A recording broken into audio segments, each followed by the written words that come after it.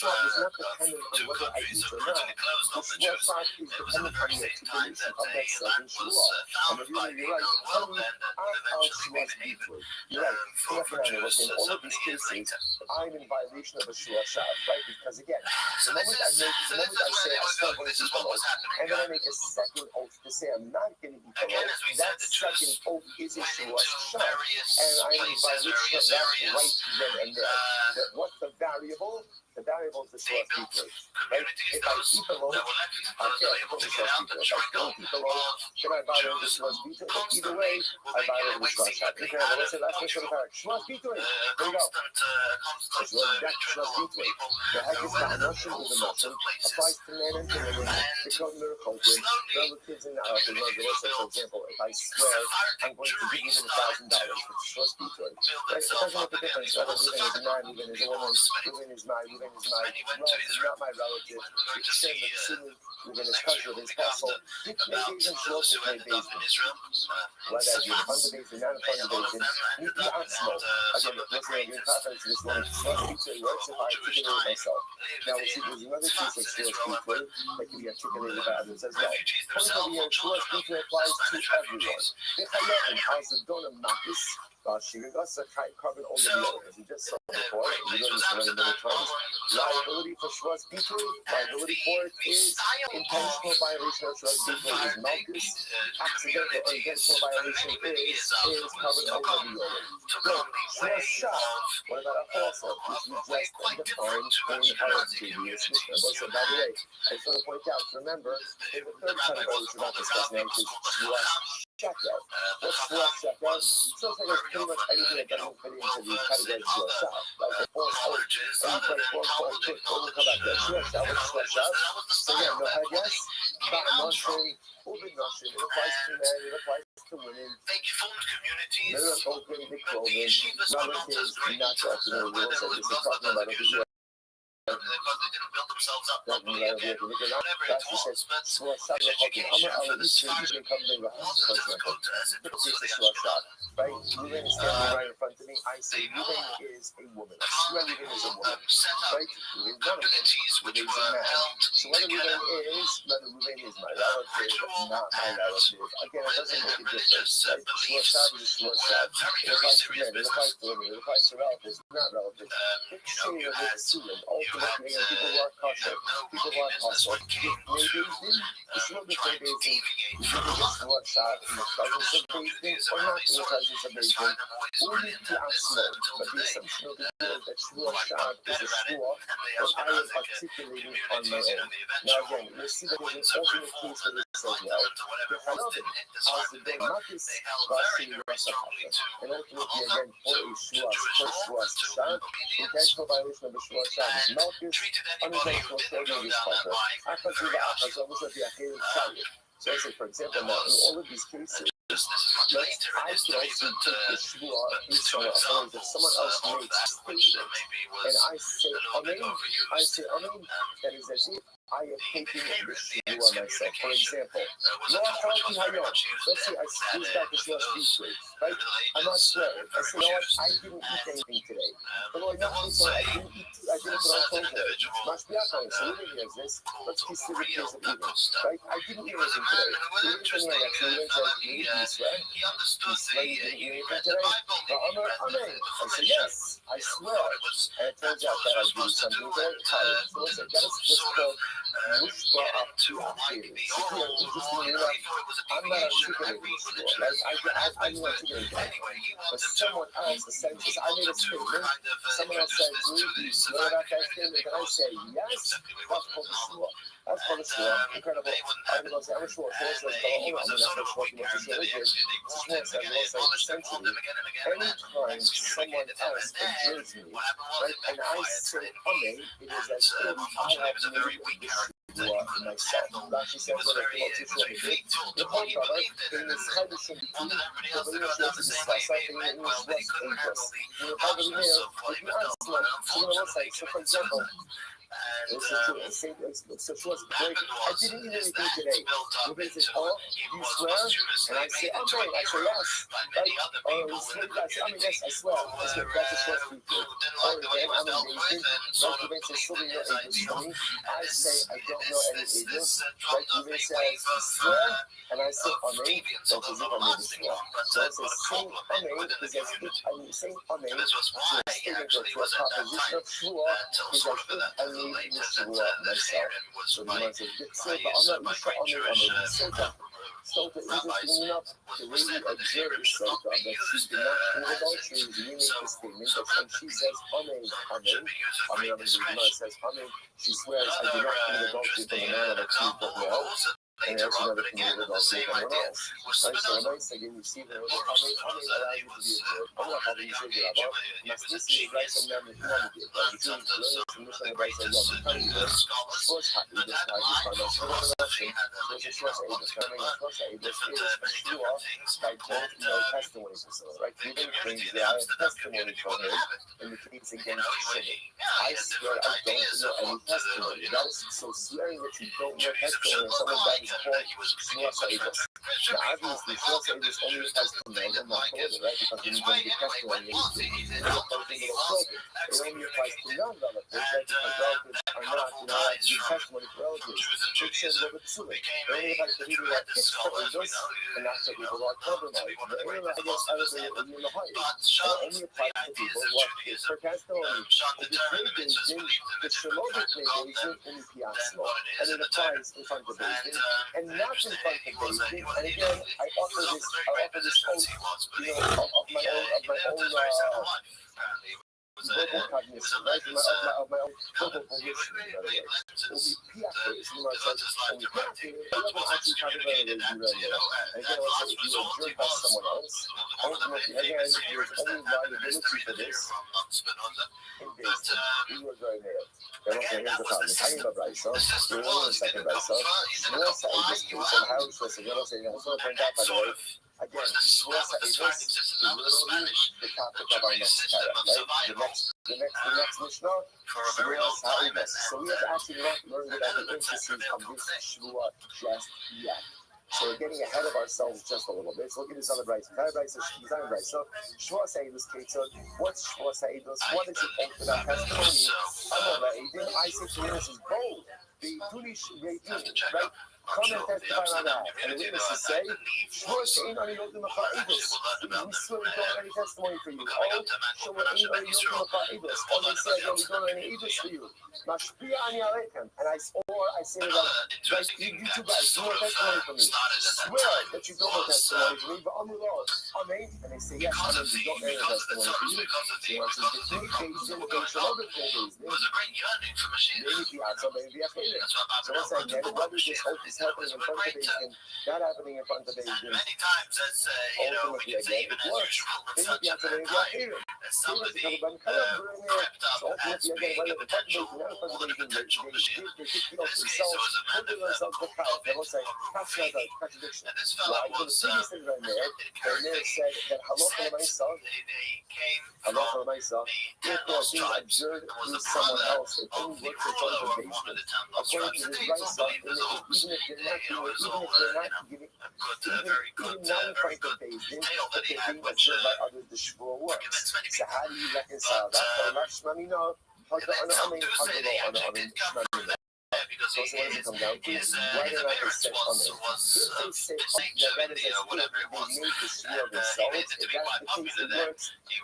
If that's the case, it works in front of Bezdin, not in front of Bezdin. If they did not answer Amen, it only works in front of Bezdin, doesn't work outside of Bezdin. So what do you see from here? That answering Amen is tantamount to taking the shvur yourself. I'm not going to say that. I'm listening to Acham Nami Baza. So I just seem to support the same idea. So I'm trying to because honey, Shvus, what do you think the Shvus? Shvus, you say, Hagas, Ba'anoshim, Ubinoshim, Merachokim, Bekodim, Beksher, Besulim, maybe you think the Shalovic maybe is going to be small. So you might say, yes, more in, you have to so something from the beginning of the Mishnah, that's what. But ultimately, again, Shvus only works, even out of the practice of Bezdin, when it's of your own verbal voice, you're making it yourself. But if you're being observed by someone else, it sounds like Shvus deeply doesn't work. You got to say, self-percent, so you have to be inside. You have to say, says, Shvus deeply works, even if you're being observed by someone else. So it's this is what happened. And the end actually was for that to be. At one point they collaborated, these Spain and Islam, at one point they didn't call them, and then they did, the whole story. But this Shlomo Mosler was actually killed al Peter Hashem on the first sanctification of Hashem's name. I forget exactly, I think it was the king of Portugal, whichever king who put him in chains and for having in his writings heretical beliefs to Christians. That was into that actually the author of the Shulchan Aruch, the Rabbi Yosef Karo, transcribed this idea. He said that he was a very noble act in the end. He died on Kiddush Hashem. So you have these kind of people that actually drummed up quite a bit of noise in the community. But it had its effect. These things did have their effect. It's one of some of the more noted events following the Spanish Inquisition. All right, Shabbos, the Shabbos, everyone. Shabbos, that we spoke of, number of them. many of them was Sephardim as well. Many of them were Sephardim. All right. Probably so everyone will be a good man of Shabbos. Whoever was in Spain, whoever was not, wasn't, they lived in these times. However many survived from Spain. It's interesting. The father of the author of the Code of Jewish Law. The author of the Code of Jewish Law was written by Rabbi Yosef Karo. His father was called Rabbi Ephraim Karo, who was a great rabbi, who was one of those who were expelled from Spain. Rabbi Yosef Karo was 5 years old at the Spanish expulsion. So he ended up in Sfat, in Israel. You had Kabbalists who were all over the place. Who was exactly at that time? Not exactly sure, but later on you had just right after that, you had the Arizal, Rabbi Yitzchak Luria. He was actually called Rabbi Yitzchak Luria Ashkenazi. Ashkenaz is German. I don't know if but then again, so he was part of that. You had his main student, who called him Chaim Vital, we'll speak about next week or 2 weeks' time, was from Damascus, was from Syria. So you had various people cropping up, and there wasn't a stronghold, shall we say. This was the place where the Kabbalists, you had Kabbalists, you had those people who knew Kabbalah, which were dotted around many places. Obviously not now, not in Spain, in different places.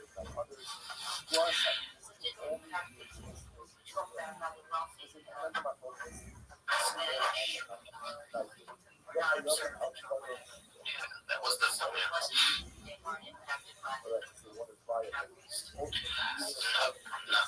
evidently, yeah. Many of them. This Yosef Yavitz, right, that when that person who sort of wrote what was going on, he said, many bloods in the yeshiva, turned the halachic pursuit into merely a pursuit of knowledge, or pursuit of having a fun time with the backwards and forwards of the Talmud. And many of them left it altogether and went into these called the vanities of this world. And many even used this for their own stature. It wasn't, much of the influence of the Kabbalists wasn't felt yet. Next time we'll speak of, we'll get to what was going on in Israel. That was probably the next major stop. Wasn't a stop at that. Interestingly enough, at that time was an era when Tzfat and many other places in Israel suddenly blossomed with some of the tremendously great Jewish people. We'll speak of the Renaissance that came more or less after this, with the Middle Ages behind us, more or less now. This is probably the big bash of the Middle Ages at this point. But then of the Renaissance, when Jews who had been expelled from other places were let back, the humanists, suddenly when the world was turning a little more, shall we say, sane after this kind of era,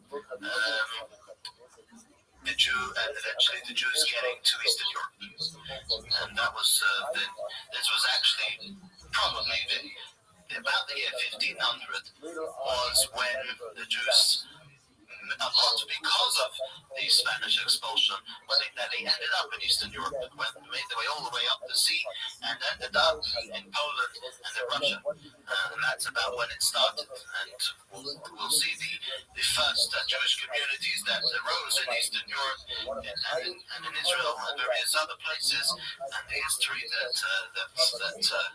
happened with them.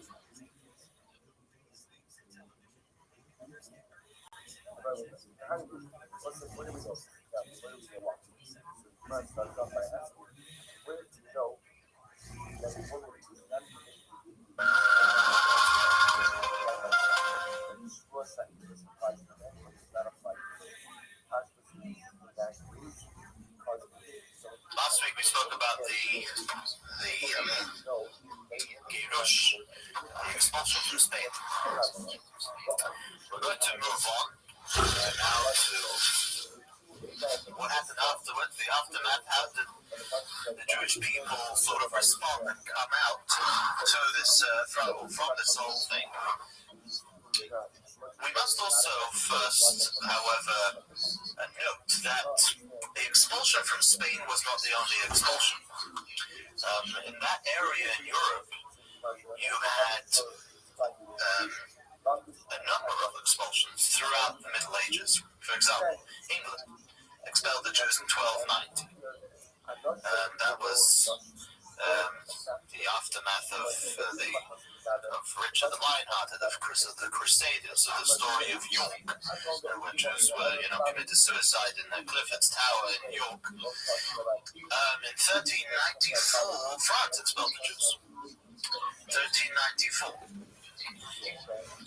Interestingly, in Germany, it wasn't that it wasn't out of affliction that the Jews weren't expelled. It was simply practical reasons why they remained always in Germany is because Germany was provinces.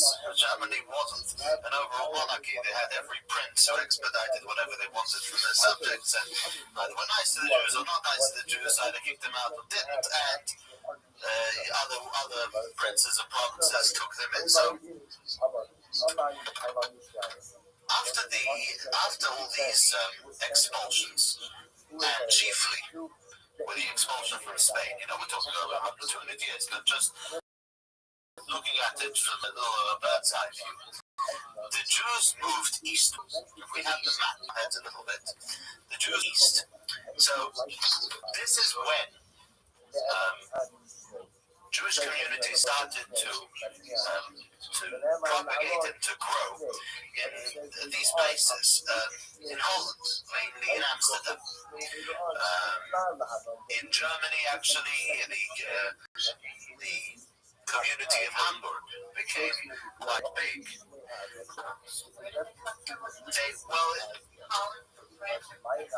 Holland, it came from Spain. Mainly the Sephardim came to Holland. Yes, we'll see soon, actually. The Mutetum, Venice, was a very big Jewish community. Saloniki, Constantinople, and Smyrna in Turkey. You see how so they're moving up. Then they went up to North Africa, Fez, Algiers, Tunis, in North Africa. They went to Egypt, Cairo, Alexandria. A Jewish community cropped up in Damascus, in Syria.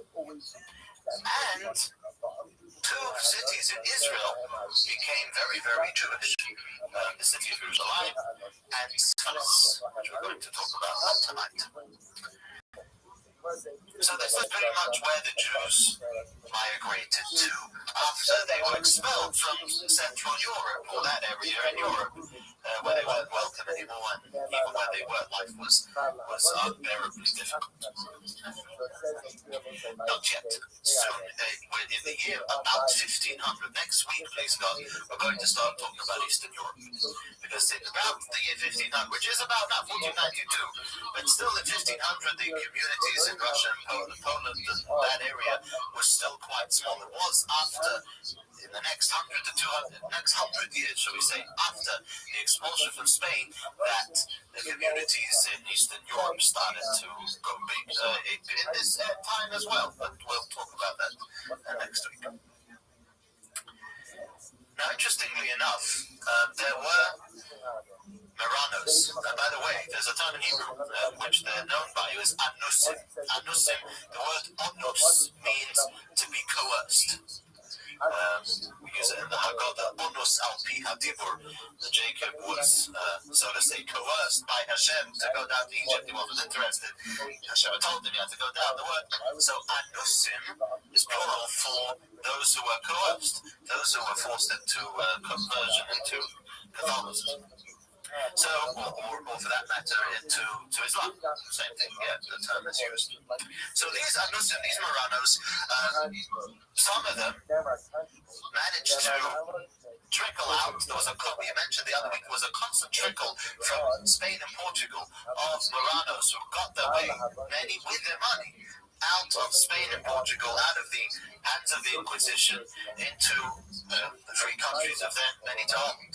And many returned to their Judaism openly after they were able to do so. Some, however, actually quite a few, chose to carry on to live with the mask of being Catholic, of being a Christian, as they were, in order to be able to help their brethren, the Jews, whether their brethren still in Spain and Portugal or elsewhere, whilst being discussed. Others may have carried it on, some want to say, even because of fear.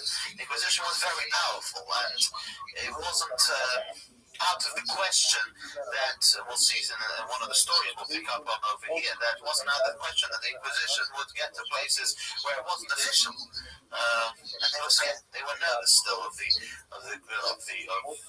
gruesomeness of the Inquisition and the way it was so great and powerful that they chose simply maybe of safety to carry on that way. Those that remained in Spain, could we say, pretty much were without hope. Till about the year 1588, when Spain took the slide down, it's when the British fleet of ships in 1588 conquered the French fleet of ships. They totally smothered them, and Spain was never the same after that. So it could be said, I don't know if historians actually note this, but it's possible that the difficulty of life as a Jew, as Marranos, under Spanish rule, it could be that it did weaken a little bit after that, after the British conquest. It's interesting actually to note, Spain, when the Jews were there, Spain was a superpower, and it's a superpower. Spain was extremely big and powerful.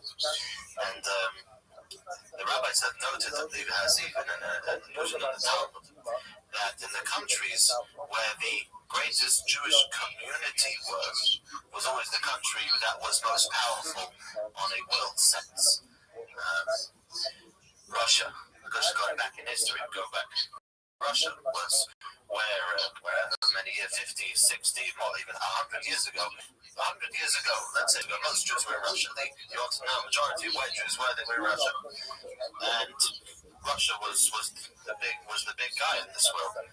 When it shifted to America, interestingly enough, America also rose as the superpower. And in history as well, you had Egypt at the time when the Jews were there, it was the glory of Egypt. Babylon, when the Jews were there, was the glory of Babylon, and so on. It's very interesting, something very interesting to note.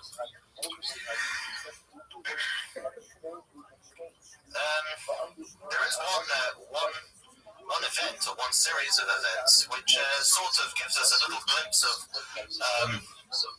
this kind of idea, this kind of life outside of the Inquisition. What Spanish Jews had to get used to, or what they did. Actually, the story of a woman, famous Sephardic woman. There was a family called Mendes, the Mendes family, who were great bankers. They had a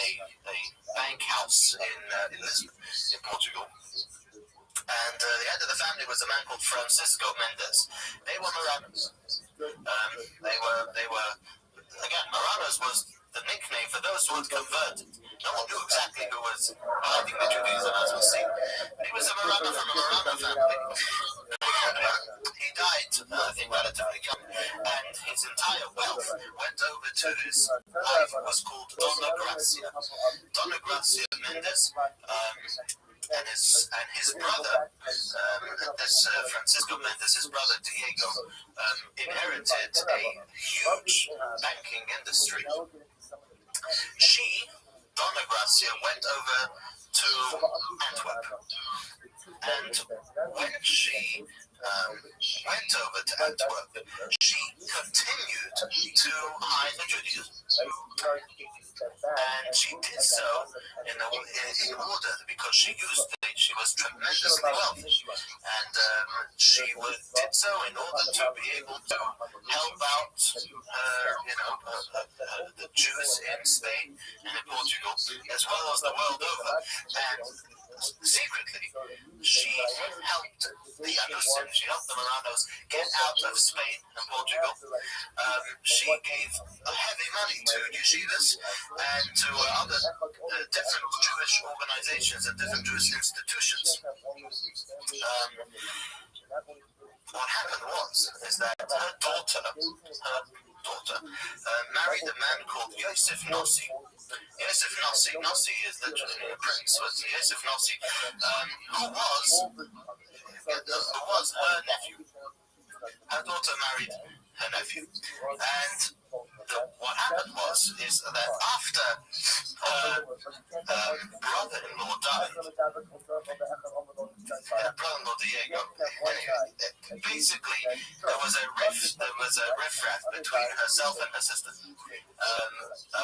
because she was appointed to be the total owner, the one executor of everything, of the entire bank in all its branches, and her sister was left out, which she got very, as they say, very angry about.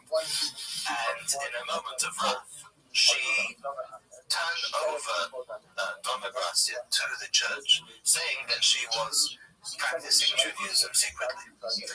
Now, the Inquisition wasn't in Antwerp at the time, in Belgium, but the church was extremely powerful still, and the church put her into jail.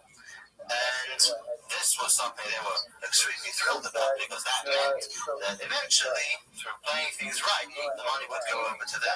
It would be also the daughters were also put into a nunnery. That would be the way that they played it cleverly. It wasn't they were going to do it to 1 to 3, but eventually that would happen.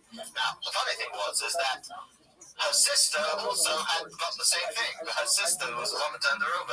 They said, well, she's Jewish. Her sister, the same thing. And she also got into jail with the church. Anyway. Yosef Nossi, who was her son-in-law, was a advisor to the crown prince of the Sultan at that time.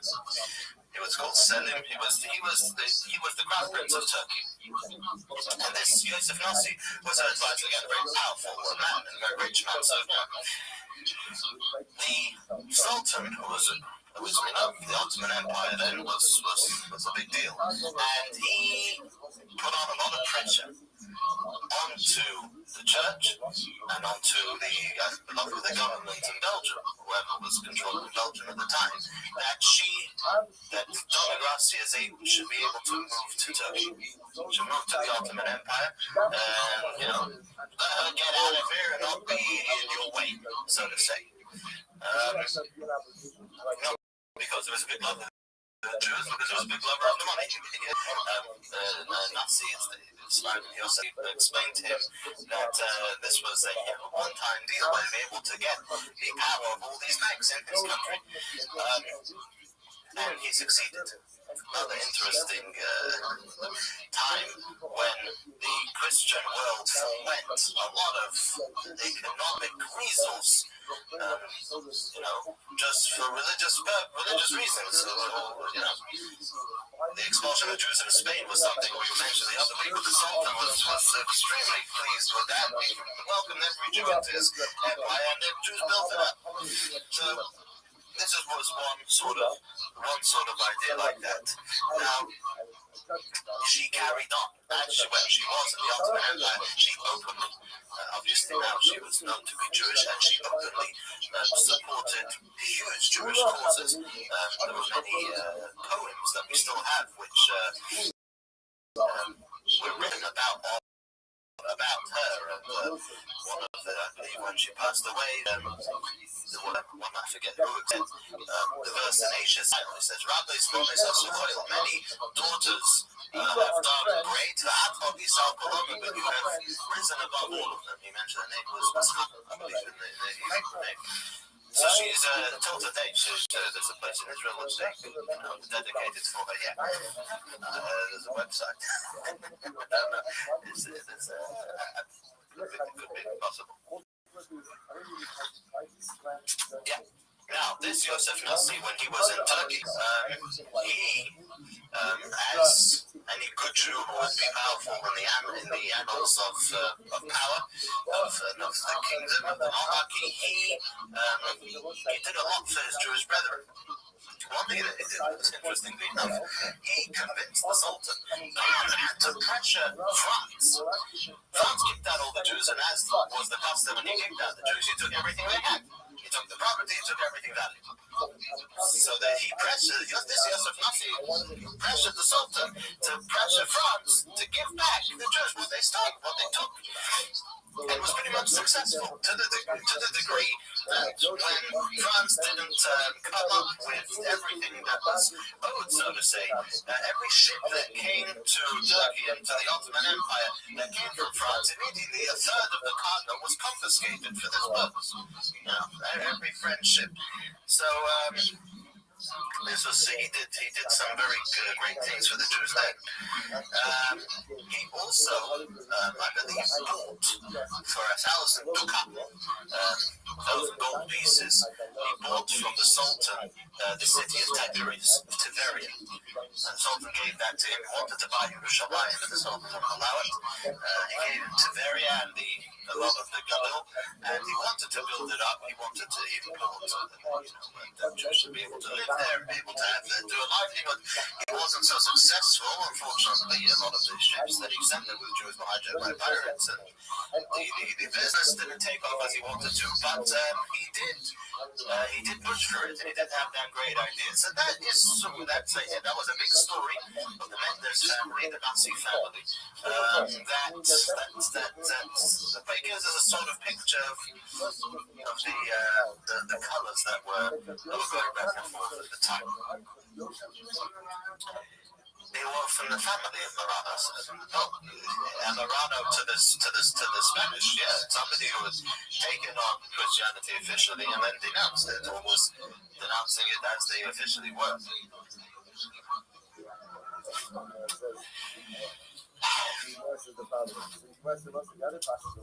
In Holland, there was also, as we said, a great community of Spanish Jews. Now, produced by these communities. One great man was the rabbi of the pretty much the rabbi looked up to by them and beyond, was a man called Rabbi Menashe ben Yisrael. Menashe ben Yisrael, he was born in 1604, he died in 1657. He was one of the refugees from Portugal, and his family moved to Amsterdam, and he served over there as one of the rabbis of what was called the Neve Shalom community. Neve Shalom was like Neve means an abode, Shalom means peace. there was like a conglomerate of three communities that had sort of joined bulls that pulled together, and they had formed rabbinic leaders. He was one of them. He was a genius of a man. He was very soon at a young age. He was a rising star. He knew many languages. He published books in Latin, Portuguese, and Spanish, and English, and other languages like that. He was a prolific speaker, a man who was extremely educated both in Torah and in the sciences. He actually had in Poland, Amsterdam, he had a printing press. He had a printing press. He had a Hebrew printing press. Now, this was the era which was the Renaissance, which we call the Renaissance. I mean, there's a lot of history to talk about in the non-Jewish world, what was going on in that time, the reform of Christianity, the Crusaders in general. People started seeing other people. The Central Europe world started to get their eyes open to different cultures and wanted to know. The printing press, we can even say, was the greatest revolution in the way that it started to educate people. The way you keep people under a spell of dictatorship is with not allowing them to be educated. That's what you do. You take away all education. You forbid, you channel everything they know, so they don't know anymore. When the printing press was invented and when books started to become cheap and accessible, then the world opened up. Couldn't convince everybody everything. There was the new translation of the Bible that was the first thing that was printed, and so you had the world was changing in a very great way. Again, the Reformation of the Church, the Lutheran, and the other people who did a lot of revolutionizing, who were actually, interestingly enough, many of them started off as friends to the Jews, and then some, like the original Christians, saw that they weren't getting anywhere and turned out because they thought, this was going to be, in the new Christianity, where everybody's just going to be welcome. Well, it didn't turn out that the Jews would welcome that idea. A lot of the talk in that time was also centered around Mashiach, both in the Jewish world and in the Christian and in the non-Jewish, the wider world. The world was waking up, Renaissance. The world was turning around to a new era, and many people were looking at this new entry as a new phase and maybe a messianic phase. Rabbi Menashe ben Yisrael wrote a lot about Mashiach. And that was he wrote out the books addressing the issues that non-Jews had taken up with the Bible, with the Christians had taken up with the Bible. But one of the things he was very big on was Mashiach. What he's quite well known for, Menashe ben Yisrael, was his effort to get the Jews to be able to be back in Britain, to be back in England. And this was the time again in England where things also changed around. This was the era of Oliver Cromwell, where he was the big man in England, and the original monarchy had toppled, and he was in control pretty much. And Menashe ben Yisrael, interestingly enough, there are those that say that he used this argument. There are others that say he actually believed it. You have to check in his works. But there was this idea that the Jewish people needed to be able, from a messianic point of view, needed to be able to be in every single place in the world. Their scattering needed to be scattered all over. Whatever the case was, England was a place where the Jews they needed to be there. It was useful for them to be. It would be another place as a haven. It would be a place for them to live. So Menashe ben Yisrael said actually he was the British government of then to the Jewish case. He wrote an essay, a book, on the argument for the Jews. Until today, is one of the great work, which presents, he gives the argument of why the Jews will be useful if you let them back in. There was great opposition within England itself. Many of the clergy and many of the business people who didn't want Jewish craftsmanship and Jewish business to come in and take over, or to come in and be as competition. They weren't interested. It's not something they wanted.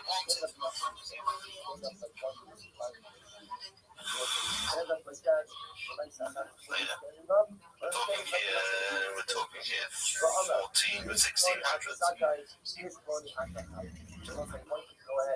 1600s. Wasn't 1700s, no, 1600s. Was it before Oliver Cromwell or after?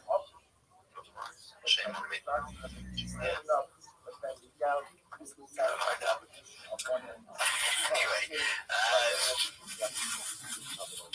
he went to England. Oliver Cromwell was very impressed with him, and it came to admire him greatly.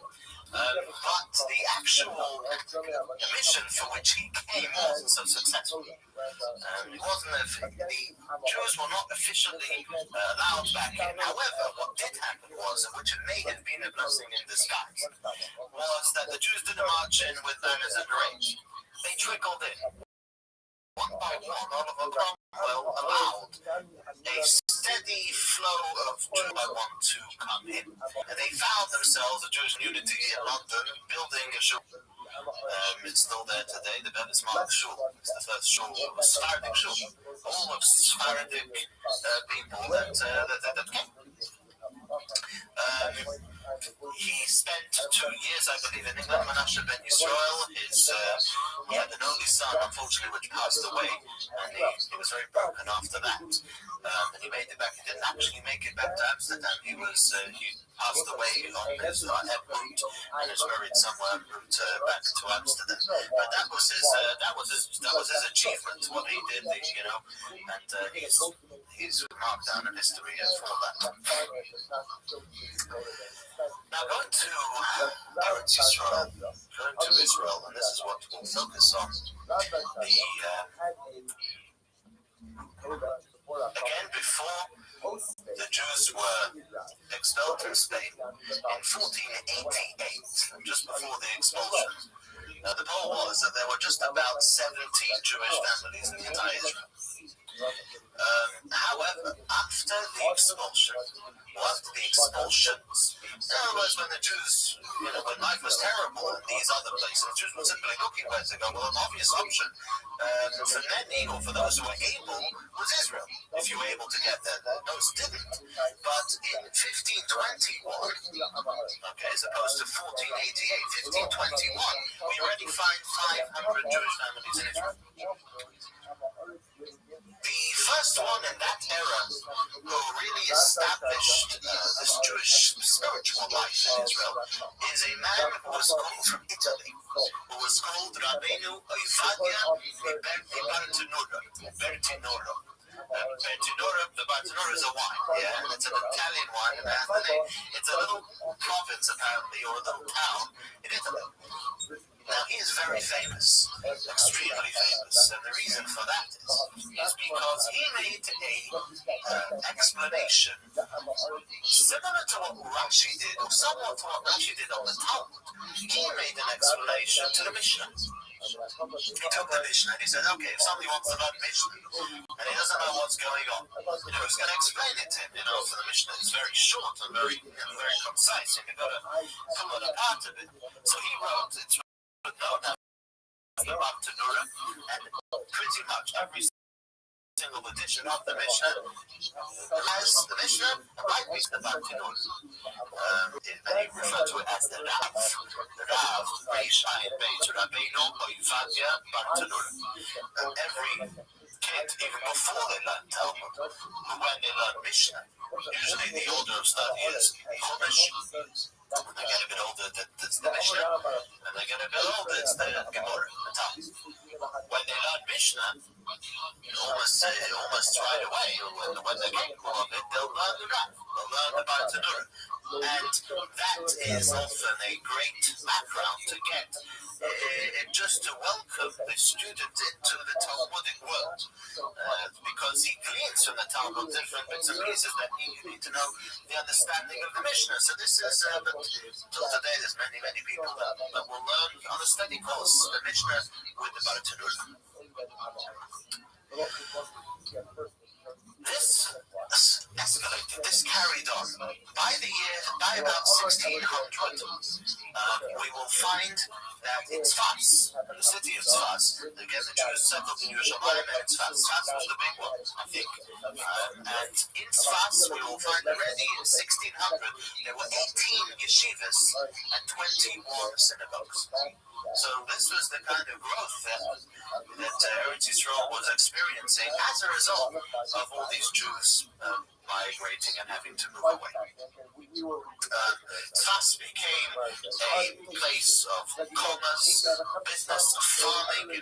Israel has a lot of farming going through it, a lot of buying and selling, a lot of industry and different materials were coming and going from Tzfas, as well as it was that Tzfas, at one time, we call it Tzfas in its glory, the golden age of Tzfas, that it bore some of the greatest Jews that put their seal on Judaism from their time and onwards. And we're going to look at those Jews who lived in that in pretty much the same era in the city of Tzfas. The first one who came on the scene in Tzfas was a man called the Mahari Begav. That's how it's called, the Mahari Begav. He was born in Fez, North Africa, and after wandering from one place to the other, they had to go. He came to Tzfas when he was already 60 years old. Because of his talent, because of his stature, he almost immediately became the Jewish leader of Tzfas, the leader of the rabbinate. So responsa Chuvais Mahari Begav, the responsa that he wrote back and forth to his questions and answers. He was born in 1474. He passed away in 1541. Now, an interesting thing happened with the life of the Mahari Begav, which he wanted to. For this, he's famous. He's famous for this. There is something called smicha. Smicha literally means to lead, but it's used as the term for ordaining, for giving the ability to a student who's learned enough to rule, to be a rabbi, to rule in halachic rulings. Now, the smicha we have today is, we can call, let's say, that it's not the authentic smicha. Today's smicha is that somebody, a senior rabbi, has tested you and gives you permission to rule. Gives you permission, in other words, that you are erudite enough, you are capable enough of examining the law on your own, or maybe even knowing it offhand, and you have the tools with which to rule Jewish law. So that's smicha today. Smicha, however, in its real sense, was that you were ordained and you were given the ability to rule in a chain starting from Moshe Rabbeinu. We went through this in David HaMelech, that you were ish be ish. You were man from a man. You were musmach. You got smicha from your teacher, who got smicha from his teacher, until Moshe. That smicha, the Romans knew very well in their time that was keeping the Jews going, and therefore they abolished the smicha, they banned the smicha without the death penalty. They knew that this was important. As David HaMelech saw also the smicha needed strengthening. He had smicha to many thousands of people in one day that David HaMelech did. But it was lost throughout the exiles, pretty much, I believe, in Babylonia already. It fizzled out. Now, Maimonides, the Rambam, writes, obviously taken from the Talmud, that it's possible to reinstate the smicha. And that is if all the rabbis in Israel at the time, at any given time, would agree to will convene and will unanimously reinstate the smicha. That smicha, that means that it's been reinstated, and you can start the smicha from that point onwards. The Mahari Rav wanted to do this. Now there was a community in Israel. He wanted to start off the smicha. Now, what the greatness of that is that by doing that, you are setting the ground for reinstating the Sanhedrin. And I believe they did have this idea that for all that time, for the last 1,500 years since the destruction of the Second Temple, just before, there had not been a Sanhedrin. And maybe there had not been a central area of law, because with everything that goes along with that, he wanted to reinstate it. Anyway, he was the rabbi in Sfats. He, however, came into an open clash with the chief rabbi of Jerusalem at the time, who was opposed to it, strongly opposed to it, and I believe more strongly because opposed to the idea of the Sanhedrin more than the idea of the Smicha itself. For various reasons, but it was a huge, it got very heated backwards and forwards, and the end of things did not come into fruition, this plan of the Smicha, but he wanted to do it, and that was an interesting event in his life.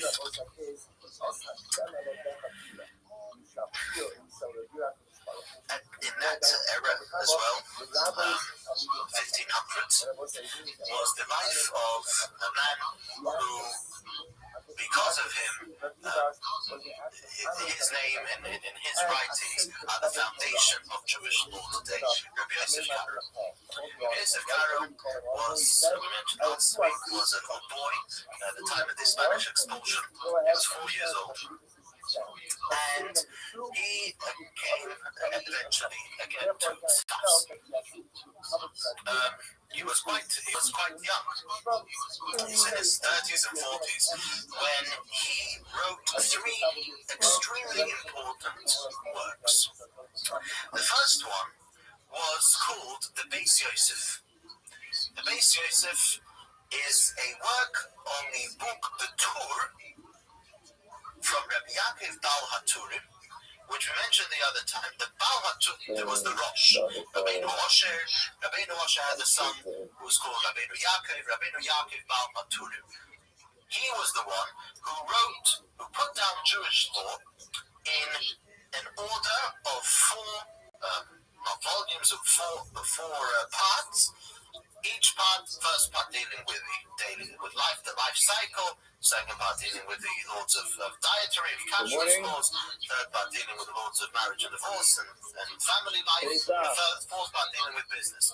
He put it all, he sifted through everything that came before him. He took many laws from his father, from Maimonides, from the Greek, from all the way before, and he put it down in that order. The Torah, however, doesn't usually quote the source where he's getting from. Sometimes he does, but sometimes he doesn't. And also, it's not elaborated on. He's quite the Beis Yosef. Rabbi Yosef Karo wrote a very big important work on the Torah. After two dots, somewhere around 12 to 15 all lines the from sources the bottom where of the these page. laws are coming from, and then it Just a takes quick reminder, everything as we read and initially yesterday, filters it through on the its own. person said, Shmuot lo A lot ofa of times the kikar Torah just person takes quotes the Shmuot, he's not going to eat a different particular loaf of opinions bread, without and then he says again, Shmuot lo ruling himself. lo of The Beis Chalana. Yosef So will the go Shmuot that will all. not eat it, Beis Yosef will and then take he it says all again, and chew it Shmuot lo over, Chalana. He and says 3 different things. a lot Number one, of the he's not going to eat the outcomes, loaf a of lot of bread, the and then results he are says he very won't eat clear it, and he when then you says learn the again, Beis Yosef. he won't eat it. So So yesterday, it's a tomorrow, work, an analyze by the all-encompassing first work. part, The the one of the sources, first the One of the questioning, Gemara says, the let's just pick up from there analysis, again. All the and way then the rulings. to Mishnah. One of the Mishnah was And that today is learned in the yeshivas. If you want to, if you're learning Jewish why law, do you have to you're reiterate saying, in other words, this? Why? not the Talmud, not the Talmud, you're learning the concepts. Not necessarily you're learning the laws. The other Amar Korofana. The Looking reason out to why understand the David Talmud one is itself. because he first said he's not going to eat it Oblivious at all, at least and in then that time he to the eats law itself. Korofana. in such a sequence, in such a way, only give you time once. No time at all. Omar for a plana. First says so a plana. While the Omar for also when he says he's not going to eat it at all, the Tayyip charges. And he's doing what he explains to the Rabba, the Rabba swore for also Peter Zuri. The person says he's not going to eat this loaf of bread. So then in that particular expression of I won't eat this loaf of bread, let any part of that loaf of bread becomes forbidden and therefore kiva. So also on the Kazayas Tayyip once you eat a Kazayas. In our place of that bread, Allah is, he is Tayyip. However, the person says for when no, I won't eat this loaf of bread. In other words, the expression of the Ofa Zoo, but if a person says I will not eat this loaf of bread, that means he's not going to eat any part of this loaf of bread. Therefore, as soon as he eats a share of the Kazayas, he is tired, he is violated his law, and he has to do the contact. However, the person says for blood now, if he's not going to eat the whole thing, if eating the whole thing, then there's a problem. If he does not eat the whole thing, then there is not going to be a problem. What's the difference? The difference is the order of the feast. If he first says he's not going to eat this loaf of bread, which means he's not going to eat the whole thing, and he's not going to eat any of it. And then he's not going to eat the whole thing. So that's unnecessary redundancy, because once you can't eat any part of the loaf of bread, so then you don't need to have another expression to say you won't eat the whole thing. So the pattern between your Kedayas. Therefore, the second order you think that we are to go to time once, so this is what they have to tell us to go. You have to do the Shulchan Aruch. It's hard to say that we flip the order and first say not to eat the whole thing. That's in any of it, but the case he potentially could be tied twice. How would he tied twice? He eats the Kazayas, then he violated his rule of the Kazayas, which is the second one. If he eats the whole thing, he violated his rule of the original. You cannot just throw out his space, and it was his contemporary about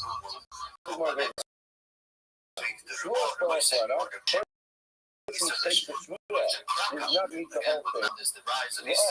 And then you get in the Kabbalah. So now again, it's one of the two levels. This is the third question. Explain to me first the difference between the zoo, that I won't eat this loaf of bread, and so that I will eat the whole thing. Fine. And then the thing again, Shmuel for a plan. Gemara says, two levels. Why do we have to have this third utterance over here? Gemara says, this teaches me another Allah, which is, he used the letter of Shavuot. Our Mishnah is simply telling us how many applications a person has if he violates this rule. So the person says, I won't eat this loaf of bread. And then he says, I won't eat it. I won't eat it. So in such a case, even though you need 3 Shavuot, he's only besides one carbon if he violates it. However, our Gemara says, the Mishnah says, well, 3 of these make the point that there really are 3 Shavuot to the place of it. He did make 3 Shavuot. How many times would he have violated that if he eats it? Only once. Once is okay. A kamak for you who the leka, and the Lord said to you, Miskata, the Rav if you find the place that is going to actually take effect, for it to devolve on something, then Allah says you will be tired again. As much as okay. Very nice. What might help us? Where is this going to devolve? In other words, very nice, but it's reasonable. If you're only ever going to be tired one carbon, who cares if that's reasonable? Or 30 to do it. It makes no difference. Only the time one carbon, and what it says, it's the level. In the case of Rabba, we'll be able to find the practical difference how many spirits there are on the Rabba. In this al-Harisona, if you really reverse the first shvur, in other words, to go to a well, to get a zoo, it's not a paras kedara, but a paras shvur. He goes ahead and takes away his first shvur, and also lo smiya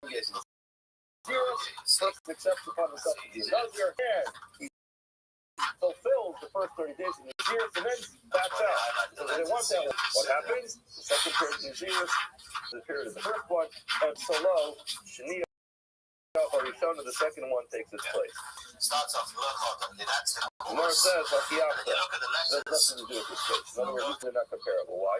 Nazirus and Mia Isa. In that case, at least the second Nazirus is there the whole time. The Imani Lorishona, Boy Mahader, Mimno Lashnia. You're going to always have to count the second one. But what even if there's no reversal of the first Nazirus. Takas Lashnia.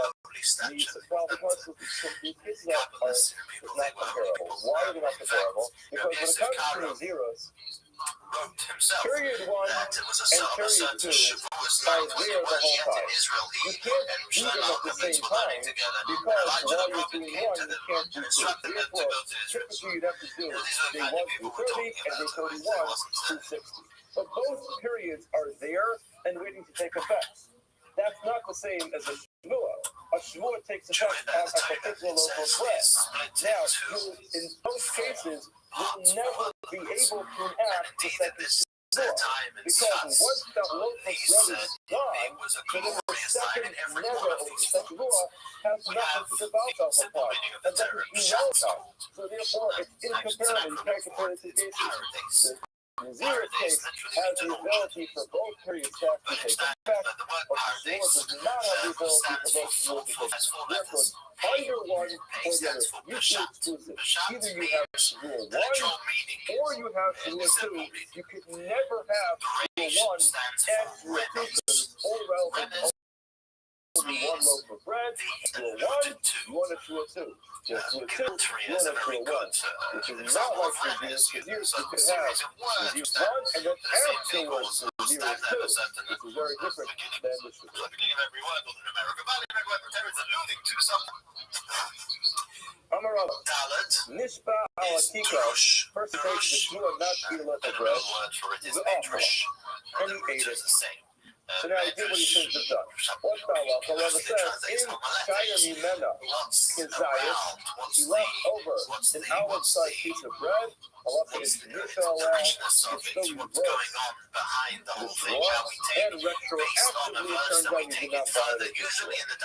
Also, look, he ate the whole thing, at that point in time, he ate the whole thing, he could no longer go ahead and reverse it. Anyone wants to analyze this? Amar Alei, from Asa, Bray, to Rava, so in Peshat, Rashi, the son of Rava, was analyzing this to Rashi, and he said, hey, Idami, how does this work?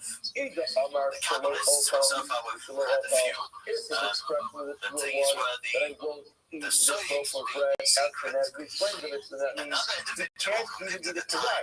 Then the Kedai is Kama, Abe, Ishura. Once he ate an olive-sized piece of bread, he's already in violation. So then how can you, what's the difference if you have a Kedai question? In other words, remember, he said, when a person says, Shavua, they look at Peter's name, he violates the Shua as soon as he eats one Kedai. Now, that's what happens. He ate a Kedai, so then why do you have to have a Kedai? To be able to determine whether you can reverse it. You already got the problem. It's already a problem. After you've done it, it's cool, the deed was done. You violated the school, and he's out. So then, he violated the law, he came out, no, he didn't violate anything yet. Why? Because in this case, let's go up on it, which means you will eat the whole thing. If that's the case, then his prohibition is only to eat the whole thing, so you might give it to Zion. Why are you saying that if you eat a Kezias, it can be a problem? People call it the Lunami. Even, sorry, complicated that. Why is Rama saying that if there's a Kezias left at the end, an olive-sized piece of bread at the end, then he can work the shul because he's not yet violated it, you don't need it to be Kezias again if you call it the Lunami. Even if it's a crumb left at the end, he didn't eat the whole loaf of bread. He's not in violation of it yet. In other words, as we say, if the case is where he said he's not going to eat any of it, so then once he eats his Kezias, he's out. There's no turning back the fact that that's how he violated it. If the case was that he said he's not going to eat the whole thing, so as long as he doesn't eat the whole thing, he gets the reverse if he's not in violation yet. Why does it have to be that there's a whole Kezias left at the end, because there's only a problem at the end, he was to talk about the two possibilities. the bias Ema Shlomo. So the case can be talking about that he says you won't need it at all. The bias Ema for a friend who says you won't need to hold it. Let's explain that. If I say this, so because you could give a suggestion and say that case here, you said you won't need it at all, and then you the Hanulate Ela Kazai the Hanulate Ela Kazai. What the thing was, you can't reverse the Shua if it isn't a weak Kazai. Stands for But if there is a Kazai at the end, you can remove the remaining Kazai. If you have a significant piece at the end, the Kazai is, you get it and say, I didn't get it, I won't even this present. I ate half of it, but you put the Kazai slot, unless you move it on the Kazai, you go to the red validates that and reverses that Shua. You know, now, what Ron was saying is, the Kazai is left upon which the annulment was, and the Shua goes away, you say retroactively going away on the entire of the well. That's level 6. And it means, Migi to the Hanulate Ela Kazai Basta. The reversal works. In the last Kazai, Hanulate Ela Kazai Kama, will also work in the first. Levi Sema, you can also suggest who's talking about slow flesh. His actual expression was, you ready to halt it. Now, the Rebbe is pointing out is, each side of the Kazai is Pastor Restream. You know, the Pastor Restream. Rebbe is saying that you're right. One violation of the Shua is the halting. However, in terms of reversing the Shua, you can't go to a rough and reverse the Shua on the market. You have to have something there to actually reverse the Shua. Now, if there's a Kazai left, so you can reverse it. There's no Kazai left, you can reverse it. Now, what's the difference going to be? According to Rama, of course, you have not violated the Shua. Why? He didn't hold up the rest, so it's on left. Now the question is, can you come up with an arrangement where you eat that last crumb? Now, if there's only a crumb left, then no, you can't. You eat the last crumb, you have then violated your Shua giving the entire loaf of bread. If there's a Kazai left, then yes, you can reverse the entire Shua, and you can eat the remaining.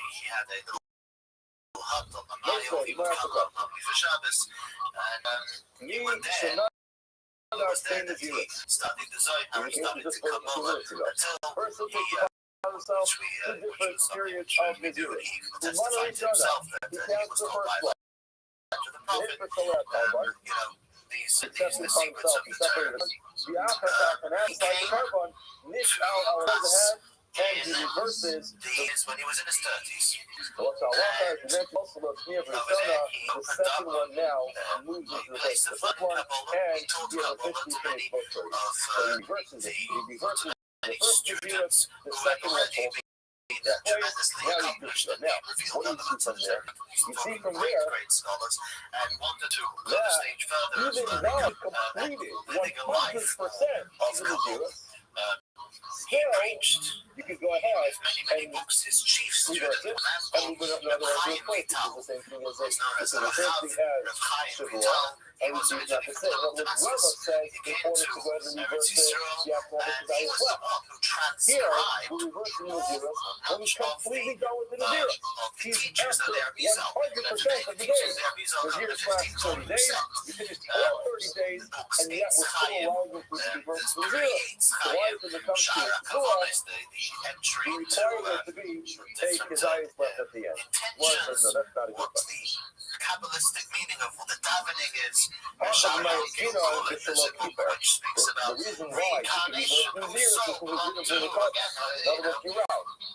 That's the comparison. This was a man of the A Arizal who wasn't just Shavuot that has the Keziah flash is the same thing as the zeros that has the requirement to use carbon left. But that's not true. By the time you keep for example, we learn another play, another interesting thing the Arizal did. You must so remember the Arizal passed away in 38 years old. and it's the Lezer He was achieved when he was a young man. The Arizal was responsible for revealing many of the hourly signs that we have today in Israel. The very obligations that he was up in the government. And we yes, it's something that we did bring the carbon, but he did take the haircut. The haircut is something which is obligatory. If you don't do it, it's going to, it's going to, you don't do it, you're still in zero significantly different. You want to know, but that's an answer either. What kind of deal? He says, but even after he took the haircut. I'm like, Rashi says, the whole question, zero, the Ramesh, you ask me a question, but the zero doctor, means go out with Smiya Sotapa. What is the entire reason why the second Nazirus doesn't work? It's because the Rishon. There is the first Nazirus blocking it, as explained earlier. The Ela. But now that one is gone. In other words, the whole thing of Nazirus is you have two Nazirus periods waiting to take effect. The second one is waiting in line for the first one to go away. Now, once you take it away, the second one just won't take place. However, that's different than when it comes to Shua. Shua doesn't have that problem. There's only one loaf of bread. Only one loaf of bread. That loaf of bread is gone, and the loaf of bread is gone. Therefore, it has no difference. I may disagree with you. This is a feeling also kula, even if the person ate the entire loaf of bread, there's no desire, but at the end, Yitzhak is allowed to go ahead and use it. Now, even Shogeg, if we're talking about a case where a person eated by mistake, it's a carbon. It's still going to be a carbon. Therefore, because there's an outstanding carbon, it's still reversed to Shua. Even if intentionally, Malchus, you put not get the lashes, and 6 lashes are still outstanding, go ahead and reverse. Almost cut through all of it, if they took you to base it, and they tied it up to the post, but you used to give the person Malchus too, at that point in time, no, you can't reverse it, because then you can bit done. Once it's to the small, there was small, armored, specific words and these specific texts, these when it comes to the answer this word or the other word, or even not an answer, literally the words, even the vowels. It comes along with embarrassment. Not just it's not just the idea of embarrassed, and that is it's very shameful to be part of the accomplishing one thing or the other, and one who can see the man on high knows what does what, and was there himself made incorrect. or made from scratch, but If you ran out, then you'd be right. and made a scissor to be true not only in response, grammar and everything else is concerned, but as far as Kabbalah is concerned, that everything should be, and we have a from the rabbinic request. Well comes running over at his second call. Yes, what can I do for you? I'd like to reserve my school. But yeah, explain to you why you want to pass up, why you want to do that. Give me an explanation as to why you regret it. Explain why you regret it. The rest says, I personally know it's Judah, the whole time from the code, and therefore, according to the text of the Arizal, it was the Alter Rebbe who is up of the idea of the book of the Sid of the Arizal and read that again. The person who brought the contingency into his but the Arizal, so many people pray today with the Siddur of the Arizal. But chiefly his chief mission was the dissemination of Kabbalah. He coined the phrase that in today's day, so the Kabbalists, so it is a mitzvah to reveal this wisdom of Kabbalah that was hidden stored away for those hundreds of years since the beginning of the Torah, since man himself. That wisdom was to be taught, obviously in the right way, right fashion, carefully, which it was. The Arizal is known as the Ari. The Ari is known as the word means lion. It's an acronym. The word Ari means a lion. And his students were called the Kurei Arizal, the cubs of the Ari. Okay, so he taught it to the lions. But it was something which what that means is, when a person was able, it was a mitzvah to delve into this wisdom. And again, the idea was that as the and there's some kind of amnesia or a lapse that happens at the time of the Shavuot, it doesn't work like that. But the practice and understand what he's talking about when he makes the Shavuot. It happens subconsciously, it doesn't work. That's number one. Number two, in our case, we're talking about the person making a contingency on a Shua, well, you have to remember, even though normally a Shua takes effect when you say it, in this case it doesn't. Because when the person says he makes a Shua, not to eat a baguette, if he eats a bagel, then at that point in time, nothing happens. There's no fear, there's no prohibition, no obligation, there's no prohibition. Everything stays the same. Only at the time that he eats the bagel does the Shua take effect. So essentially, eating the bagel is making the Shua. If he does not eat the bagel, the Shua never takes effect. So therefore, the question is, what does the battle? He eats the bagel. The show. the Arizal passed away 38, very young. It was only 2 years that he told Rabbi Vital everything was in the course of 2 years. I will forgive myself for eating the baguette if I eat the bagel. Now he goes to Shabbos, he comes home, and he completely forgets about what he said that morning, and he eats the bagel. The answer is no. Okay? Is there anything else to eat the bagel? No. He's allowed to eat the Kabbalah is bagel. very There's no difficult screw on the bagel. to understand. The And he reason forgot, is completely Kabbalah forgot while he was speaks. eating the bagel, and eating that bagel is going to prohibit him from eating the baguette. So Kabbalah speaks, however, And then in humane terms. Then he eats the baguette intensely for food. Feet, the eyes, the of to eat the it. supernal body. Now, If you don't know what you're talking about, he is fucked. it can be Why? heresy. Because at the time that he ate the bagel, Dangerous, in you have other no words, idea if what you he's doing. don't And know therefore, how to since take you have it no and idea how what to he's doing at the time digest he ate the it, bagel, you're going to what make a it shvua. means. Remember, the shvua happens Also, only it's when he eats the bagel. esoteric. But if he's in spaceland and he's eating the bagel, that means that he was in spaceland and he's making a shvua. You can't make a shvua that way. Shvua has to be conscious to know what you're doing. If you're completely spaced out and you're eating the bagel, that can't make you make a shvua. So therefore, in this case, since he was not paying attention to eat the bagel, the shvua did not take effect. And even though he ate the baguette, potentially in violation of his quote-unquote shvua, it's not a problem because the shvua never takes effect. To go into it and Turn this around. Rishon Benes, if he eats the bagel intentionally, now he knows that he has the shvua by himself.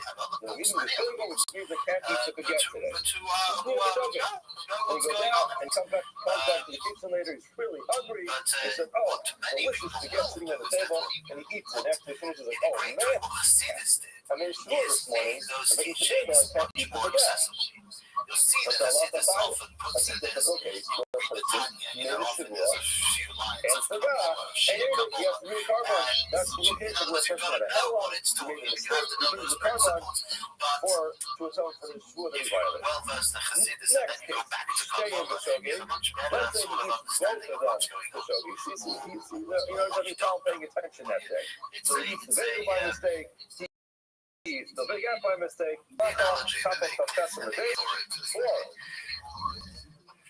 Sorry, stay in the shogeg. The Zohar, You fought her. Why did you fight her in that case? For the same reason as before. The shvua never took effect. Because the shvua never took effect, the second one doesn't work either. In other words, since you ate the bagel in spaceland, the shvua doesn't work, and therefore, even though he mistakenly ate the baguette, in the sense he was allowed to eat the baguette, there's no problem. Bible for customer base, still amazing. What is this supposed to be my purpose? He eats the bagel, he's like, I know that if I eat this bagel, I'm going to forbid myself from eating the baguette. And then he goes ahead and eats the baguette. Now he works as it depends. goes away. He must be talking about something very It depends which one great, he something eats very first. powerful. Actually, if he went in perfect sequence when he first The eats the second snack, guy goes from the which is top. the bagel analysis. The other after he was too long, he ate the baguette afterwards in the pie. That's exactly the case. The person is in violation, and he has to bring a carbon. However, after the Surah, what if he ate the baguette first? The other after was not, and afterwards he ate the bagel. So now, essentially, this should work. In other words, we keep calling it the first one and the second one, but he eats the baguette. When he eats the bagel, it should take effect. And now, retroactively forbidden from eating the baguette, he should be in violation of the shvua. The Gemara says there's a technical problem with this one. In this case, this brings us to my first situation with the York perspective, which is Leonardo Omar Hatsra Salted Smasra.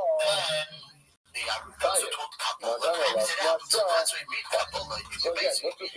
Is you're reading vocabulary, you're reading an esoteric where, you know, talk, you have, and then he eats the baguette. Everybody agrees. That is the case for his tires. Why? Because as soon as he eats the bagel, he says to himself, because remember, eating the bagel means you're not going to be able to eat the baguette. He says, yes, acknowledge. so, but unless He you're finishes there, the you go bagel, there. and then he says, you know what, I'm hungry, I'm going to eat the baguette. Someone says, you're not allowed to eat that baguette. He's very cool. He says, yes, I'm aware of that. So you know that if you do it, you're violating your shvua. Yes. You know that there is a punishment for violating your shvua. He says, yes, I'm quite aware of that. You know what the punishment is? He explains, yes, I know what the punishment is. Then he goes to eat. Such a case, he has fulfilled all the requirements to send off the basement to get his punishment. However, what happens is the other way around? He eats the baguette first. The someone's sitting there and says to him, one of the great you know achievements that of this baguette potentially could be a problem. He says, what do you mean? The guy says, if after eating this baguette, you eat the bagel, then it will turn out that eating this baguette is forbidden. The person was like, well, if I don't eat it, then it's okay. So he says, will I be in violation of eating this or not? He says, I don't know. I'm not sure. I'm letting you know that there's a possibility that eating this baguette might at some point later on today become a problem. So now, that is what has crossed up. You're giving a person a warning, but you aren't sure at the time of the warning if it's actually a problem. In such a case, it's my person's dream. If you will take the opinion that I've crossed up, in other words, telling the person, listen, I'm warning you that there might be a problem depending on the following scenario. If you think that's considered a good enough drug or warning, yes, it's a violation. Now, whoever makes this. At such a time was a little bit more greater, but then when the Jews divided into, you know, Karon Zuberzu. What if we make each one contingent on the other? So up until now, we made the eating of the baguette contingent on eating the bagel. What if this guy makes each one contingent on the other? He says, I won't eat the bagel if I eat the baguette, and I won't eat the baguette if I eat the bagel. Okay? Now we want to go through it. I won't eat this one in Mochazu. That's the first case we have. I won't eat the baguette if I eat the bagel. Then he says to Mochazu, I won't either eat the bagel in Mochazu.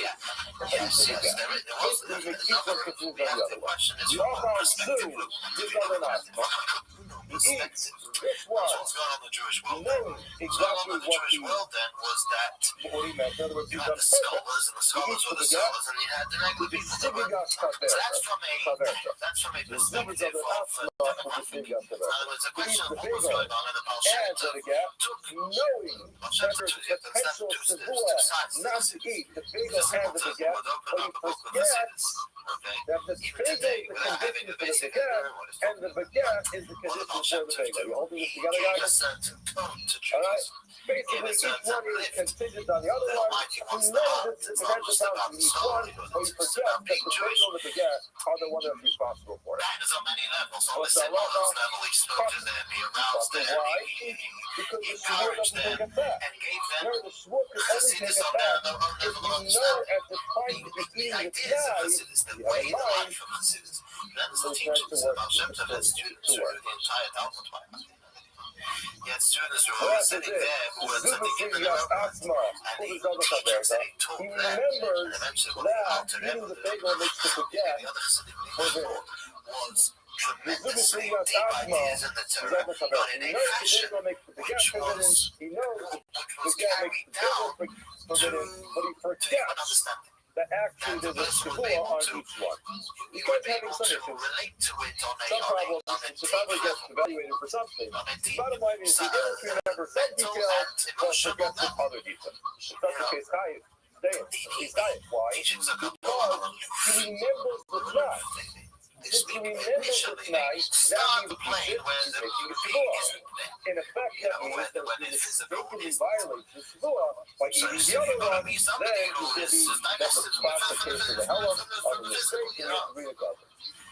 What happened to the day of the coach? He's facing out the whole time. He comes in, the red serves for one, and he has big on his get on the plate. He forgets what he said in the morning. That's the subjugation prompting why. Because again, the tonight does not take effect. It's by mistake. Stay in the Mason. What if he forced them on purpose? He knew about the tonight. He knew about the rule. He knew about the whole thing. He just gobbled the whole thing up with the halacha. Ashmiya, on the second one, is obviously tied. In other words, he eats the bagel and then eats the baguette. So now for eating the baguette, he's certainly tied because the tonight is eating the bagel took effect, and now he's carrying the baguette. He ate the baguette. How about the first one? How about eating the bagel? Is that a problem? Well, that's exactly the same as our previous Gemara, where the bagel is contingent upon eating the baguette.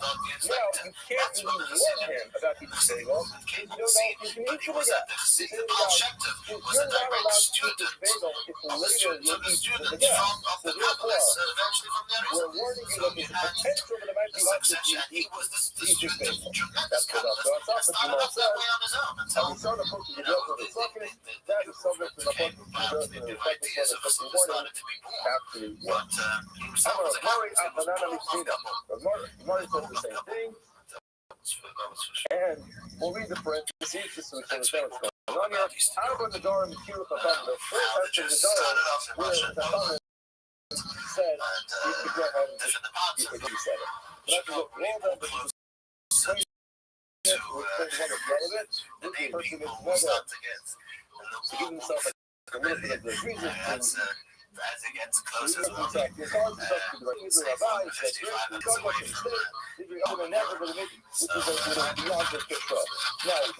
the case of Nidr Shkagos? We're now analyze that. Nidr Shkagos Ketzad. What's the case of the person making a neder by mistake? Where it says, person says, Konam, the following thing should be forbidden to me in Machal Tidim Shasisi. If I ate or drank anything today. In other words, he thinks he did not eat or drink anything that day. So now he makes it a neder that something should be off on him. And then after he's like, oh man, the Nizgar Sha'achal V'Shaksa. He's like, I forgot I have to finish the whole story this morning. Or he says, it's also any alcohol, any stuff they won't eat or won't drink. And then We're going to speak in this lesson about Eastern Europe, the beginning of the Jewish settlement and Jewish life in Eastern Europe. There's quite a junction because living memory today of the shtetl is still very strong.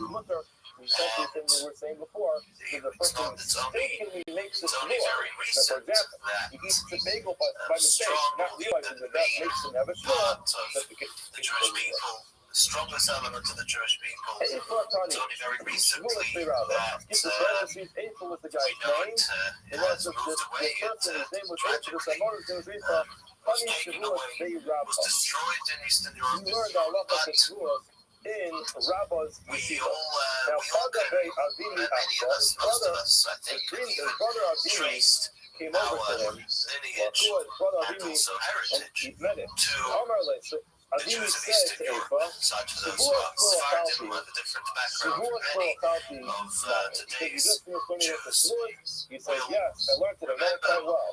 He said, there are a few questions you'd like to challenge you on the rest of the spirit. He said, sure, go for it. He said, what happens if a person makes this shmua? One shmua is that I didn't that I didn't eat. Another shmua is that I didn't eat. And the two is exactly the same shmua, past tense, that I didn't eat. And it was said now, what's the halacha? The word poilen Indeed, was he didn't eat that to day. be divided So again, into it's two. Tuesday morning, and the person says, Shavuot Shalachati, take a shmua that did not eat In breakfast this Hebrew morning. means And he meat, says, poi ladies and over gentlemen, here, for the second time, Shavuot Shalachati, take the shmua that did not eat breakfast that morning. rest. Turns out that You he did. should rest. How many freedoms does he have from our Jewish land? exiles like into the night.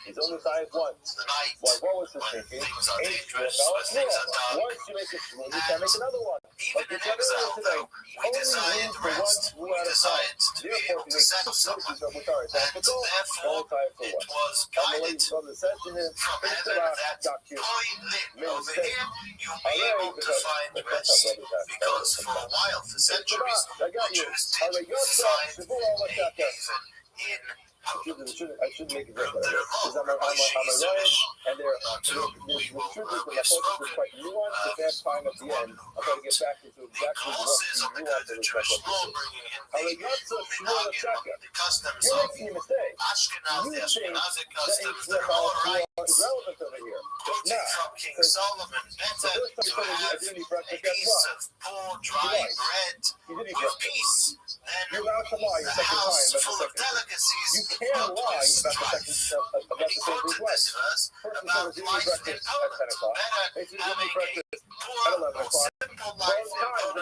for the said, peaceful you world, lied. And rather than being affluent other places in Europe, This guy is what? Spain, France, and Germany, but having been to be persecuted. Everything in Western Europe pointed to the direction that the Jew was unwelcome. It was time to move the persecutions, the killings, everything that the Jews had to go through was just getting too much. And then he's the last one. That's the Eastern second Europe, swap. which is today Poland and much of Russia, was not so cultivated. It was new. And there was economic opportunity. Landlords and the government, the king of Poland, were eager to get people in who were talented, who were able to read and write, who had different abilities, capabilities, had different trades. They really wanted to bring it into to build up the country. And therefore, probably for that reason, the Jews were welcome there, and many Jews are starting to trickle into Poland. Poland didn't have, since everything was so new, it didn't really have a culture that the Jews would have to cope with, blend in with, or abstain from. The Jews were not going to be distant from any particular culture because everything was new. So there was pretty much no common language between the Jews and the non-Jewish population. The Jews, the Ashkenazic Jews, the Jews from Germany, brought over their own sort of language, which was a chalante, a mix between German and different other sorts of elements, and from this became Yiddish. There was a bit of Polish, a bit of Russian mixed in, but Yiddish sort of, the histories of Yiddish go back a little further than this. However, it is probably at the beginning, the time of when the Jews moved into Poland, that Yiddish became more developed and prevalent. Polish, well, they didn't really need to know Polish that much because it wasn't necessary. They kept to themselves. They built their own communities. And so we find slowly but surely the Jews coming into Poland. For about 150 years, it was quite peaceful. The first 150 years, we find that the Jewish population grew to about 500,000. But, things developed, and the old started to creep into the developing Europe. Catholics came with them, the priests, which were, age-old Jesuits, and it started again. Much of the persecution, or much of the hatred, much of the persecution started again with accusations and libels, and now and again you had the pogrom, you had many Jews, or a number of Jews being killed, but the government over here did intervene. The government, the king, at that time made a decree that it would be impossible to accuse or to make a libel on a Jew for doing whatever the Catholic priests were saying that they were doing, which was obviously untrue and quite outrageous. the Jews are doing it, are mocking the Christian religion and all the age-old libels. The King of Poland at the time said that it would not be possible for such accusations to be made. Even though in general there was tolerance, however, nevertheless life still wasn't all that simple. There was still decrees.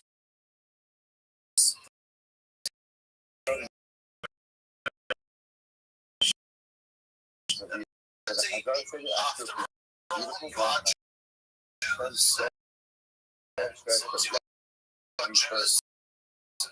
Jews are not welcome anywhere and everywhere. There was a possibility they had a certain quota on the amount of how they could build, and where they could build it, and so on. Number of laws that the Polish times was for the month of Sivan. with all the juggling, with all the building their own something which has been quite something that they were not able to do as freely as in other places, together with having to wade their way through the government side of things, the anti-Semitic side of things. From all this, there was born something quite unique. We're in the year 1551. After about 150 years, where Jews had come into Poland, the Jewish community had become very strong. And something was instituted which was quite unprecedented before in history and has not happened afterwards either. It was called the Vaad Arba Arotzes, the Committee of the Four Lands. In August 1551, the King of Poland was a man called Sigismund Augustus, and what he did is he made a self-governing committee, a self-governing body of the Jews. This was called the Committee of the Four Lands. There was the Four Lands. It was Poland, Lithuania, Russia, Poland, then also were divided. It went backwards and forth. They ended up Greater Poland, Little Poland, Podolia, Galicia. Those were the four countries, sub-countries, states that the Vaad Arba Arotzes was. And they had the capability of electing a chief rabbi, somebody who would disobey a edict, a decree of the Vaad Arba Arotzes, had a month to repent, had a month to make it right, or else he would forfeit his entire property to the government. So everybody was so happy, the government was happy because that meant extra cash, and Vaad Arba Arotzes, that made them very powerful. People would not mess around, and they were able to get a lot of good things and a lot of solid institutions for the community. They were able to get that through with the power that they were given by the Polish government. As we said before, there were some changes backwards and forwards. In the middle of the 1600s, it became three countries before it became Poland, Lithuania, Russia, Poland.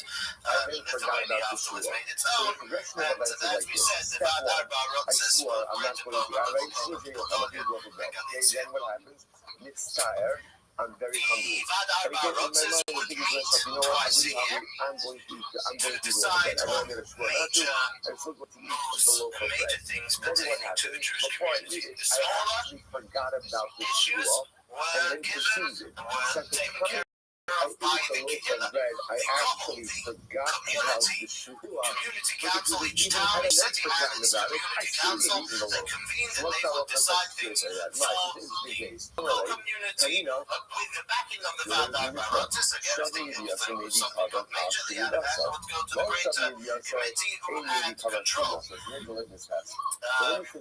was If you have a lack of awareness, if somebody will remind you about your rap, with a abstain or refrain from the act, that's when you bring a karma. But if after having been reminded about the rap, you still want to done the act, they ultimately will fall a little bit more to the category of rage, and therefore there's no karma. So what they say, interestingly enough, in this case, halacha l'maisa, because even had I remembered my shvua, I would have still eaten the loaf. Therefore, halacha l'maisa, it's not for children, and therefore no karma over leftovers. Now again, the fact is, it would probably not rise to the level of lazy to go ahead and get milk. Right? That's all we can go. But the rights I can't be called shogi, we can't be called shogi if it's clear that my intentions would have been to eat the loaf regardless of the shvua. Fascinating. Take a look at it. It's just kind of two takeaways over there. Obviously, the obvious one is if a person made a shvua not to eat the loaf of bread, and the sachanas nefashos. Let's remember again, nothing stands in the sachanas nefashos mortal being good except immorality, idolatry, and murder.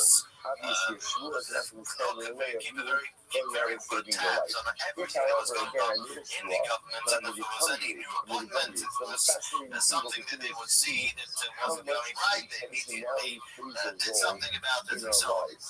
So because over here, I'm so hungry, and I made up in my mind, I'm going to eat the loaf regardless. I'm going to eat it regardless. It happens to be now before I eat the loaf, I actually forgot about the shvua that can't be called shogeg. That can't be right, it can't be called hevel shvua. Because why? Because again, at a certain point, I expressed that intentionality that I was ready to eat the loaf regardless. Fascinating. Okay, so I've done the shvua. Come on, let's see case over here. Come on, we both discussed it, we discussed it. Listen, when a person making a shvua, even if I had complete intention, intention is not enough, there must be articulation. For example, I had in my mind, I know I'm not eating the loaf of bread, and in my mind I'm fully committed that I'm swearing not to eat that loaf. But I never actually verbally articulated it, and then you gotta find me shvua. So now we're about to discuss science. The passage says that what the shvua is a verbal articulation.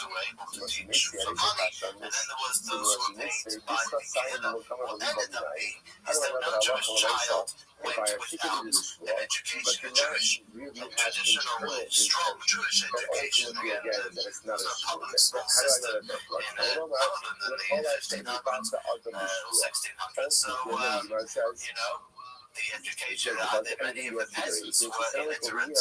But actually, we care very little about what you think, and care very much about what you articulate. So it's Hagupakasha, second line.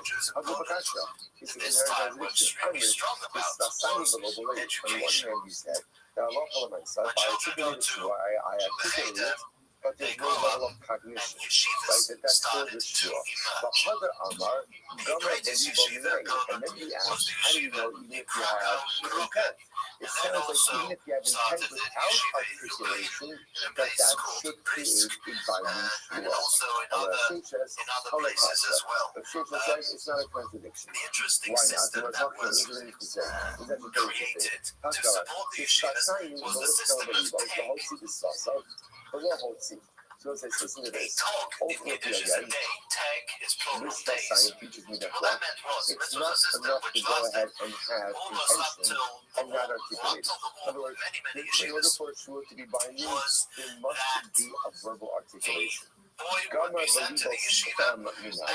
you know that if there was intention but never articulation, that doesn't work? The Prophet says you have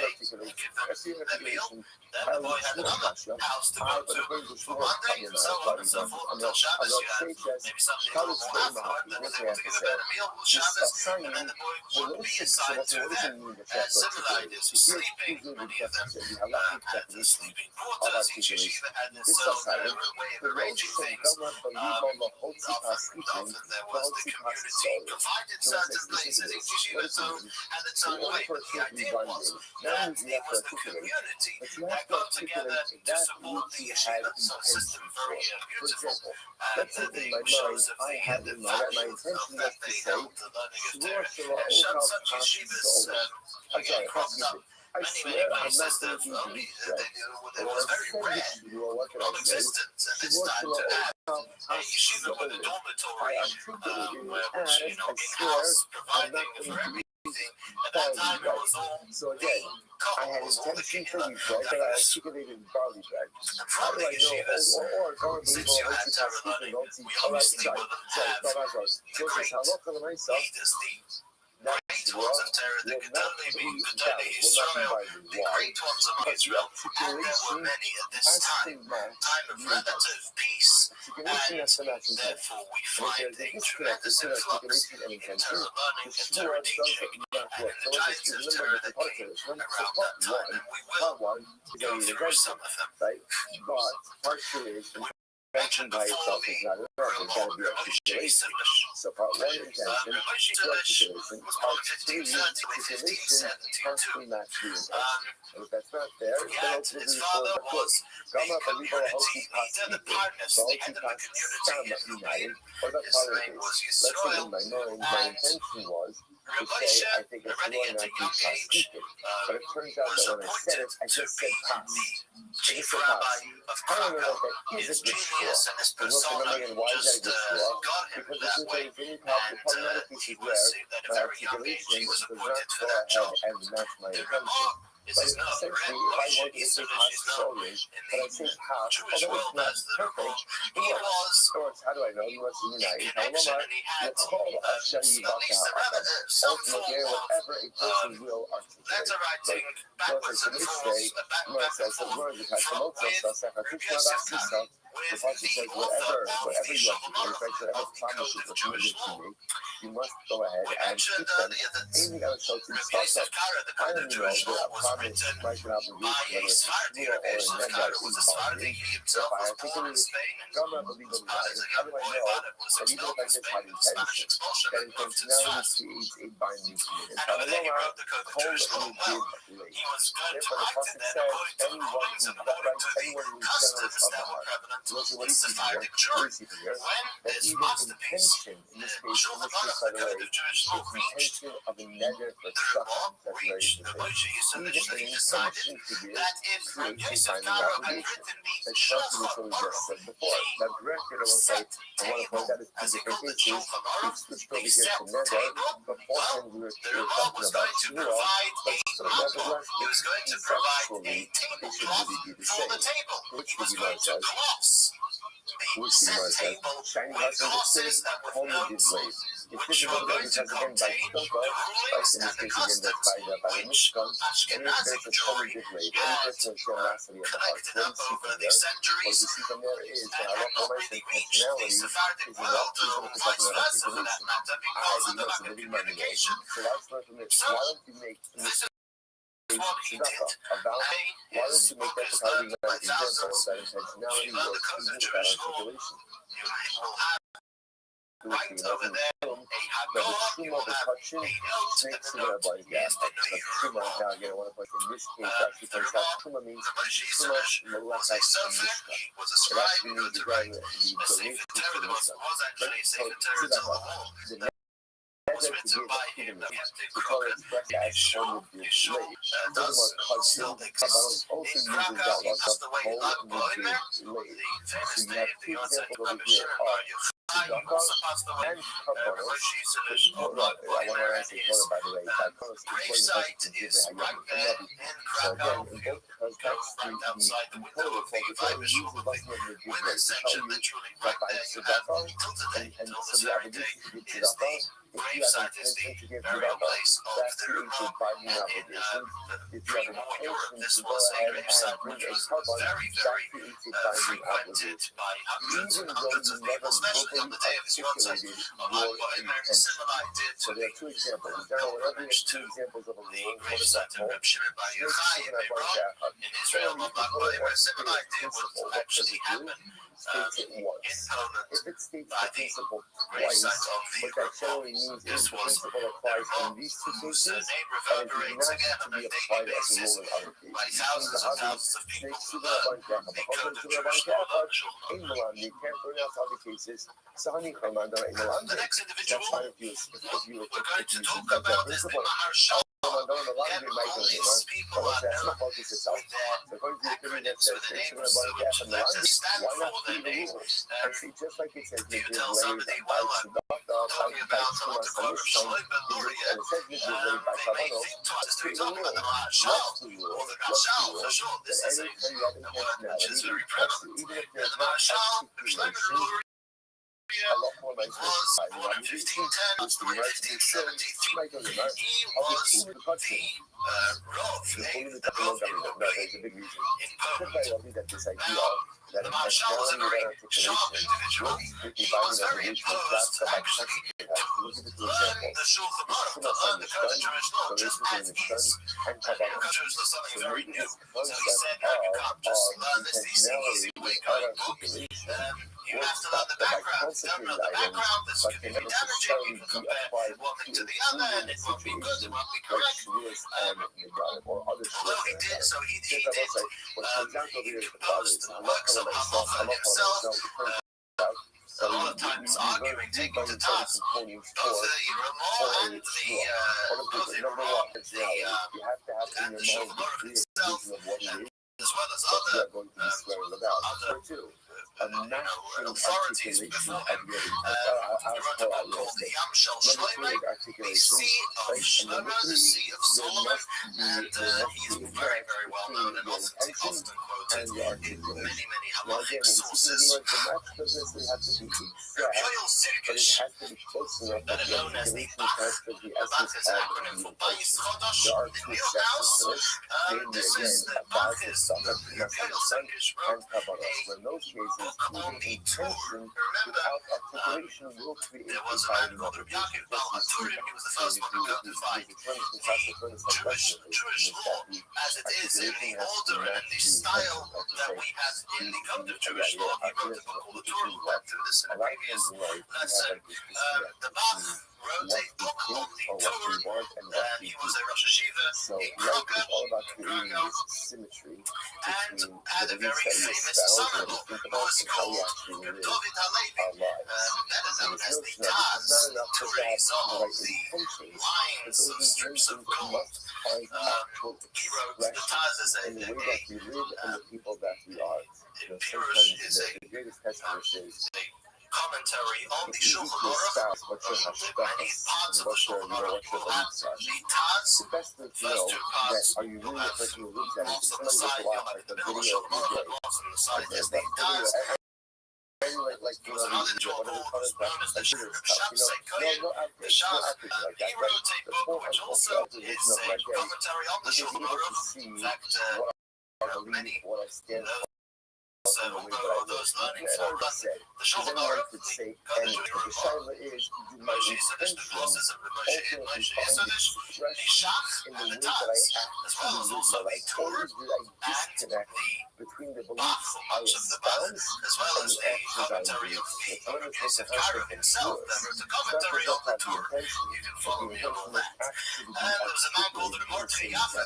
The Mordechai Yaffa wrote a book called the Lavush. The Lavush was there to address the Marshal's problem with the Shulchan Aruch, that it didn't have the reasons for the law, and the Lavush tried to incorporate as much as he could the reasoning and the background for the law, and published a 10-volume set of the books called the Lavush, which Lavush means a garment, and there's the purple garment, the blue garment. It's very various garments in the closet of the Mordechai Yaffa. He was actually a student of the Ramah and the Marshal. So he received from rabbis and history teachers in that way. There was the man called the Sven, Rabbi Yeshua Falk. He's also a commentary on the Shulchan Aruch. He was a that's as far as halachic authorities and sage concerned. You can see how so much was going on. Jewish life was extremely vibrant at the time. As far as Talmudic commentary, you also have major explosion of greatness. The first one was known as the Marshal. Known as the Marshal. His name was Shmuel Adels. His mother was actually called Like for any she other was mundane quite thing, a wealthy for woman, which I have and absolutely she no pre-existing enabled him obligations to from my side to learn you myself. to spend But by his the way, life what a in learning beautiful and book.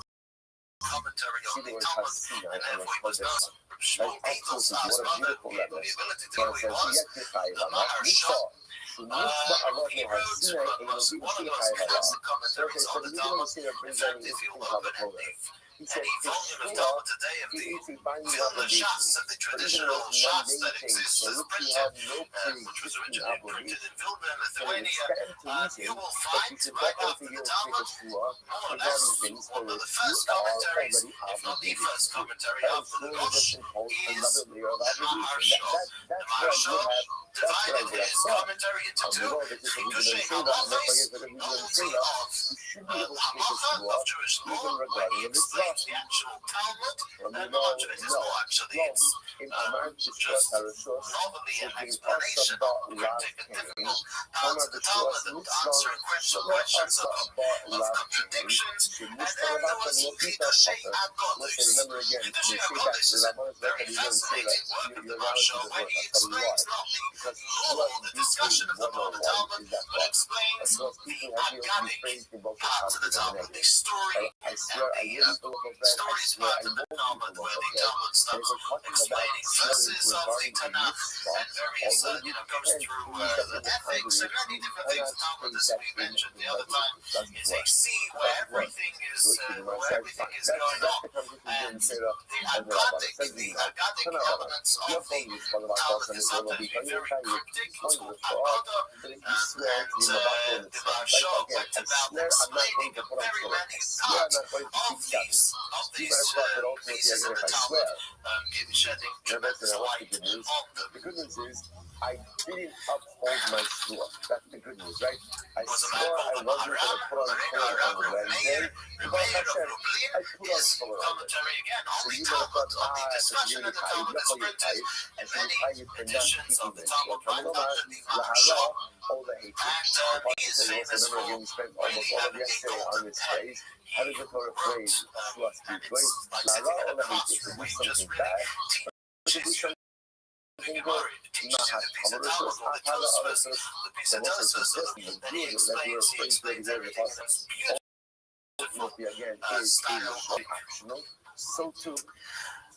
The hara, the negative, also has to be something it has to be a discretionary act. And because the mitzvah is not a discretionary act, therefore it can't fall under the category of ultimately a trust equally. So when it was the mitzvah of Akas and mitzvah, or the Bashu Pater, this comes to a school case where I swear not to do a mitzvah, and ultimately again, I did not comply with the shua, that there is no liability. And again, it looks like, why is, if I swear not to put on Torah, right, and I end up putting on Torah, why is there no liability? Why is there no liability?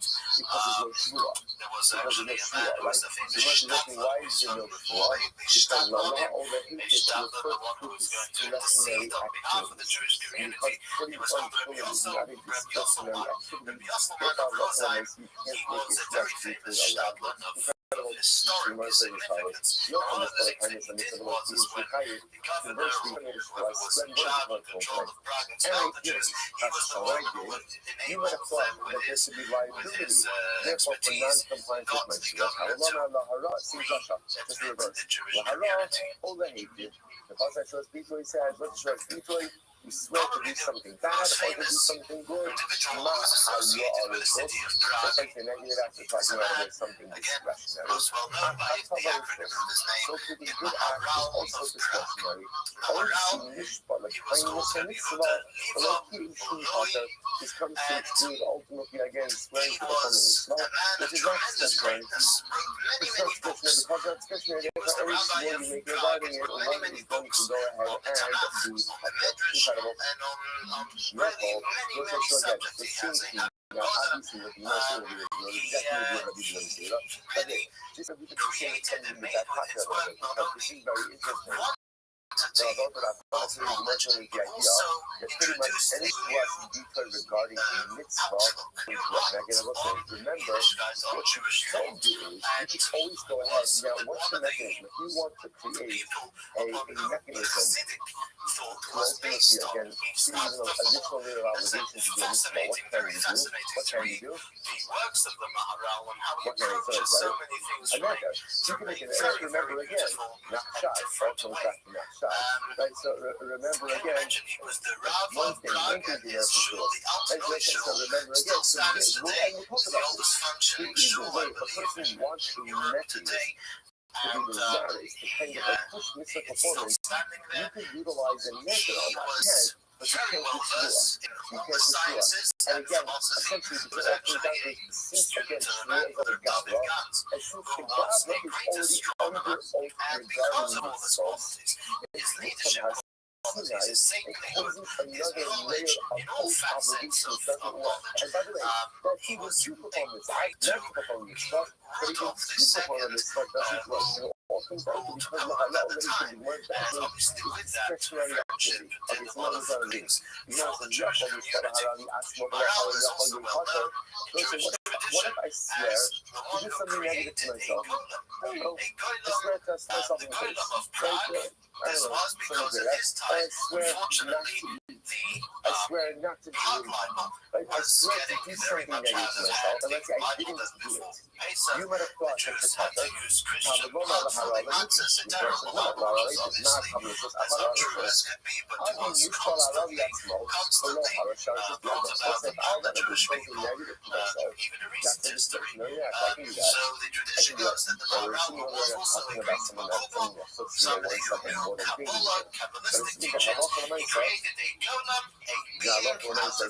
this is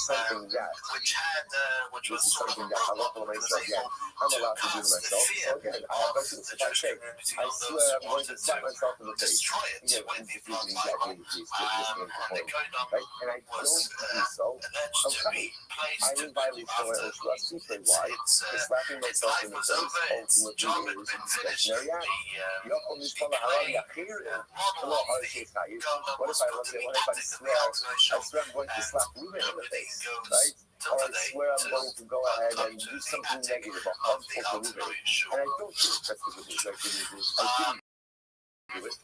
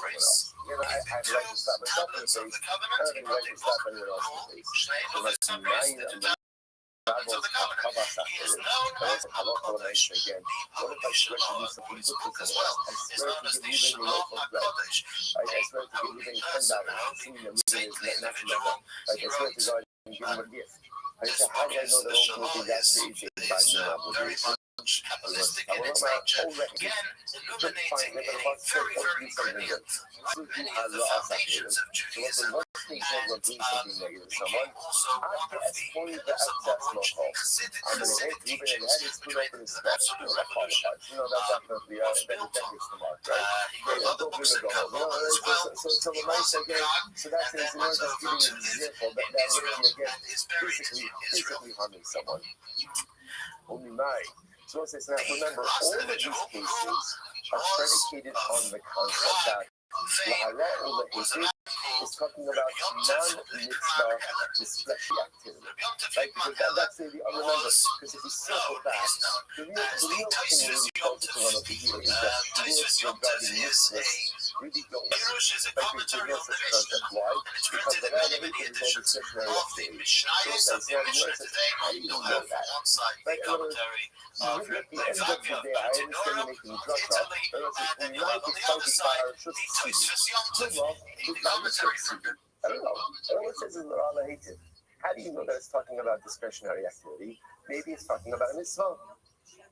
Whereas lo, I'll tell you why. Lo said I thought about hataga dumya dahara, dahara dumya dahatava. Because remember again, the tov has to be comparable to the ra, and the ra has to be comparable to the tov. So the Gemara says, the akish hara lahatava. Mahat hava eino bebeto mitzvah. Af hara eino bebeto mitzvah. The same way that the good obviously does not refer to the negation of a mitzvah, so to the ra can't refer to the negation of a mitzvah. Hara, so the Gemara says, therefore, again, so obviously we can't be talking about mitzvahs over here. Hara gufa hatavagi, because in that case, ultimately, in hara, in and of itself is the hatava. The akish hatava the hara, and we'll compare the hatava to the hara. Mahara in a bikiyim mitzvah, just like the hara, ultimately, again, is not referring to the fulfillment of a mitzvah. Hatava bikiyim mitzvah, because again, if that's the case, hatava gufa harahi. Okay, suppose that Gemara understands over here, we have to exclude mitzvahs from this and instead make this a discretionary act.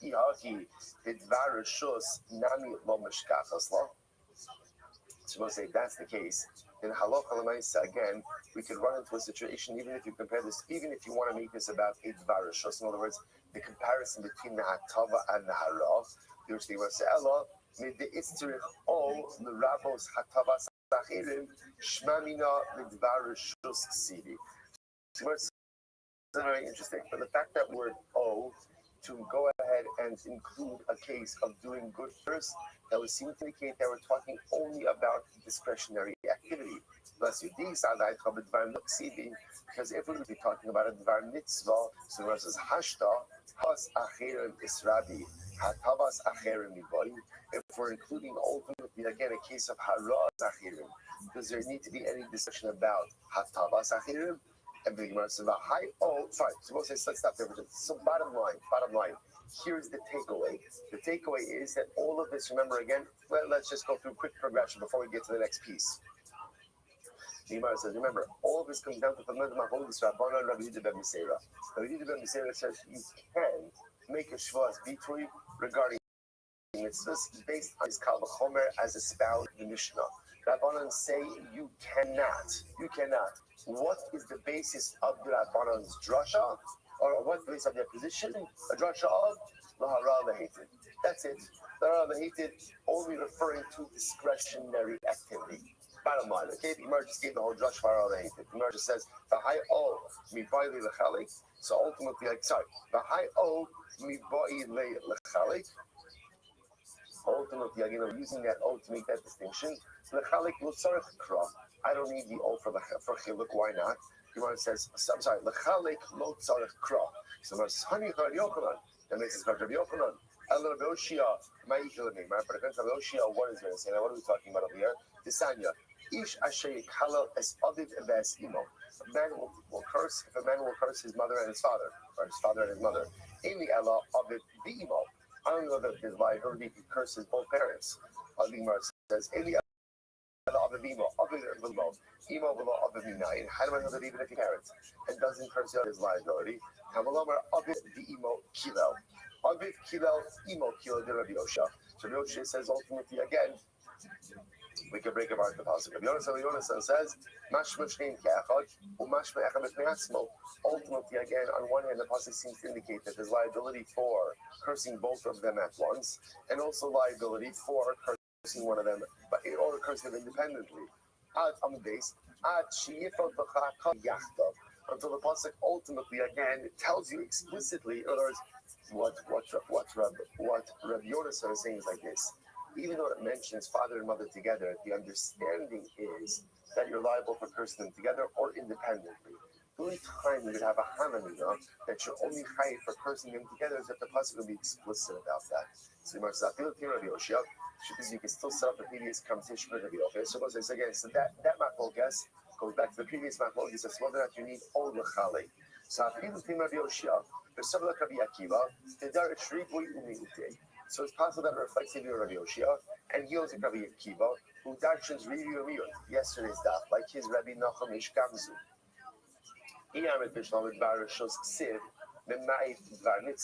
So ultimately, again, if you assume that the pasuk is talking about a dvarishos, then ultimately, again, the all the hated, and the all is coming to exclude a dvar mitzvah. But ultimately, again, if you assume that lahara the hated is talking about even a dvar mitzvah, then what? Then the Gemara says, "Mimai kamanai." Then ultimately, what is being excluded? Okay, we'll say. Bottom line, again, takeaway. We just did a tremendous amount of exposition on that Rasha of Lahara Lahedid. But the bottom line takeaway is Lahara Lahedid teaches me only discretionary activity governed by Shvuas Bitui. As such, Shvua regarding a mitzvah, Shvuas Bitui regarding a mitzvah is not going to be a binding Shvua. That would be Gemara ends up. I was saying, I remember again. So we did the Sefer. What was his logic? Give me the Kavachomer. What was his Kavachomer? If ultimately, again, if the Shvua works for a discretionary item that you do not have any previous obligation regarding, and the Shvua will create the binding obligation, then Allah has Kama Shvua will create an obligation upon something that you are already bound to, i.e., a mitzvah. A mitzvah. So again, what are the Rabbanan say that can be done? Rabbanan say it doesn't work. Why? Because remember, when the Torah speaks on Shvuas Bitui, what does the Torah say? La hara lahete, which means what? Which means what? A Shvuas Bitui has to be able to be phrased both in the I will and won't do phraseology, positive and negative. And by a dvar shus, by a discretionary action, you can do that. By mitzvah, you cannot. You cannot. So it says the Gemara Rabbanan, Shapir ka'amri le'ed Rabbi Yehuda Mesera. The Rabbanan are saying good. They're saying good back to Rabbi Yehuda Mesera. What does Rabbi Yehuda Mesera say? Rabbi Yehuda Mesera Amalacha Atu Atavas Achirim Lav Afagav Delesi Bechlal Haras Achirim.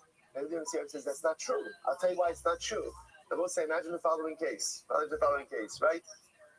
I say, I'm going to go ahead and give Ruvain a loaf of bread.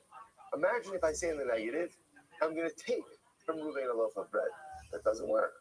So you can't necessarily phrase every single discretionary act, even in the negative as well. So again, that's not true. In other words, there are plenty of cases where you can't frame it. You can't frame the discretionary act in the negative and be allowed to do that.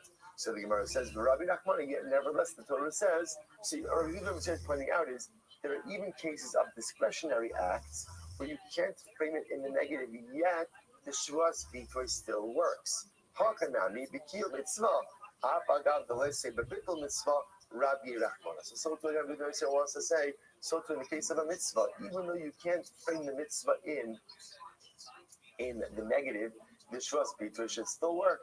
To which the Gemara said, but Rabbanan, it's not true. Hasam Isay below 8. It's not true. It's like this. Every discretionary act, you can frame in the negative. Now again, while it's true, I can't say, Shvu, I'm going to give you a loaf of bread, and Shvu, I'm going to take you a loaf of bread, right? That won't work. But I can do what? I can say, Shvu, I will give you a loaf of bread, and what? And what's the negative? Shvu, I won't give you a loaf of bread. That works. In other words, so not doing good. Every single Shvuas Bitui that I want to say can be phrased. The positive action can in a permissible negative way. That is not true by mitzvos. So whereas technically I can say Shvua, I will put on tefillin, I can't say Shvua, I won't put on tefillin.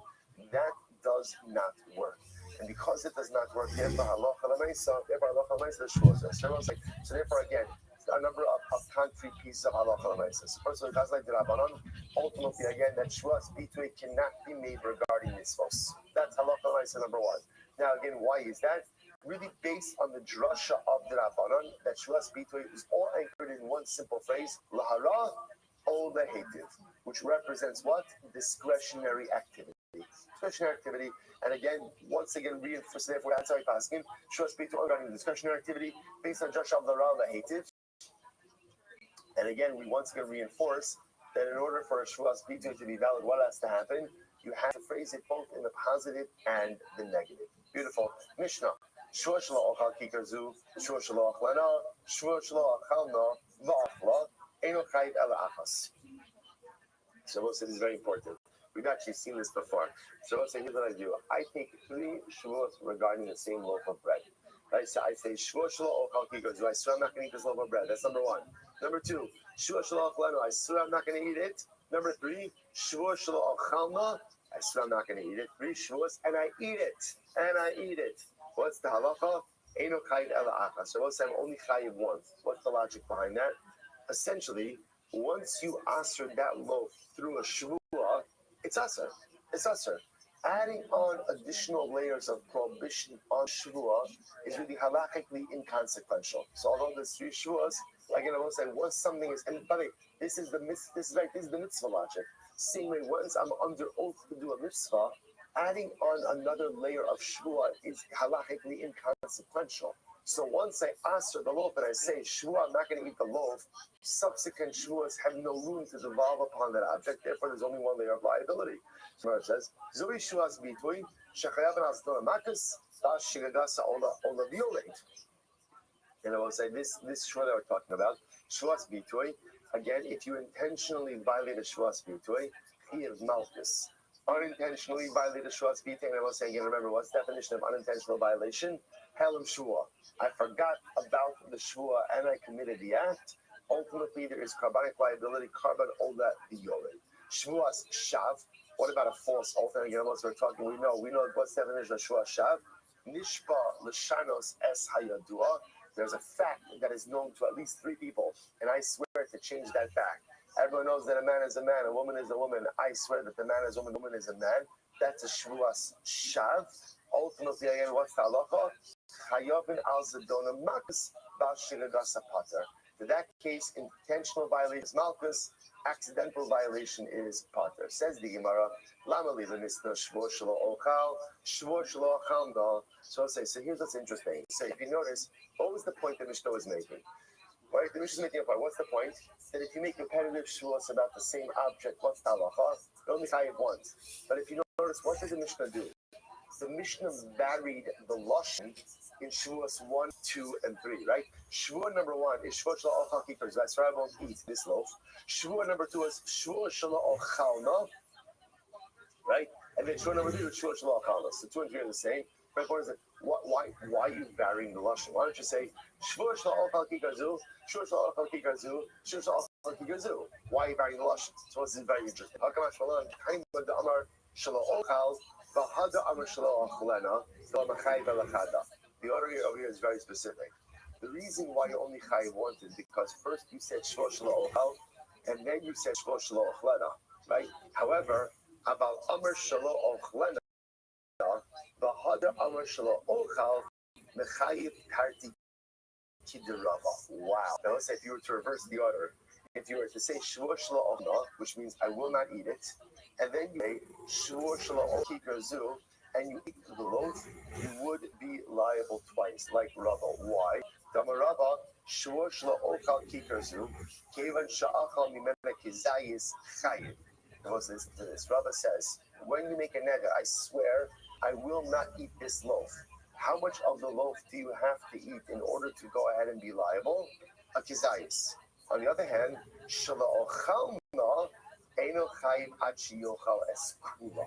but if you say I will not eat it, then what? You're only chayiv if you eat the entire loaf.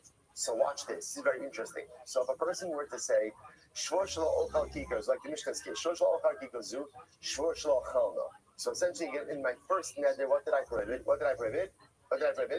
A kizayis. Second neder, right? The shelo ochal kikar zu is a kizayis. Then in the second neder, shvur. Second shvur, what do I say? Shvur shelo ochal no, which is what? Which is the whole loaf.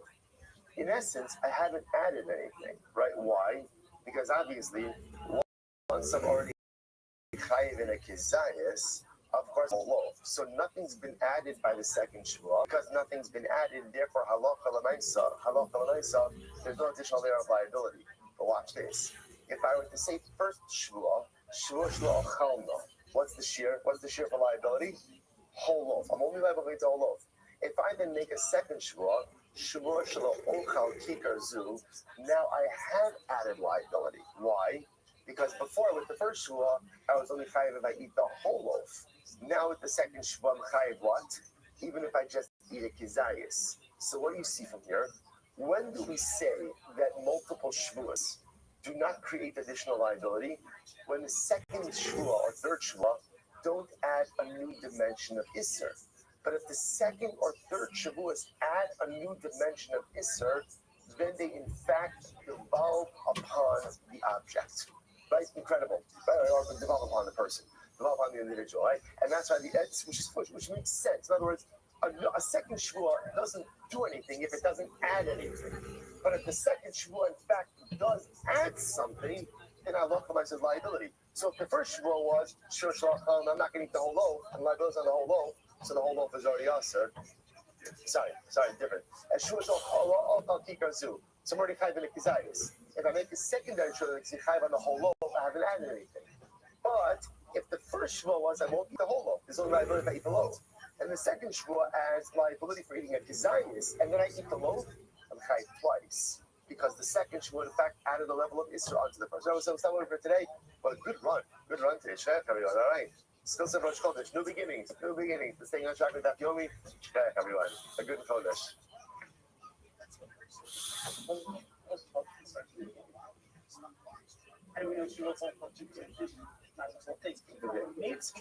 That's how it's interpreted. Because it was making Garcia. That's how it's interpreted in Allah. That's how it's understood.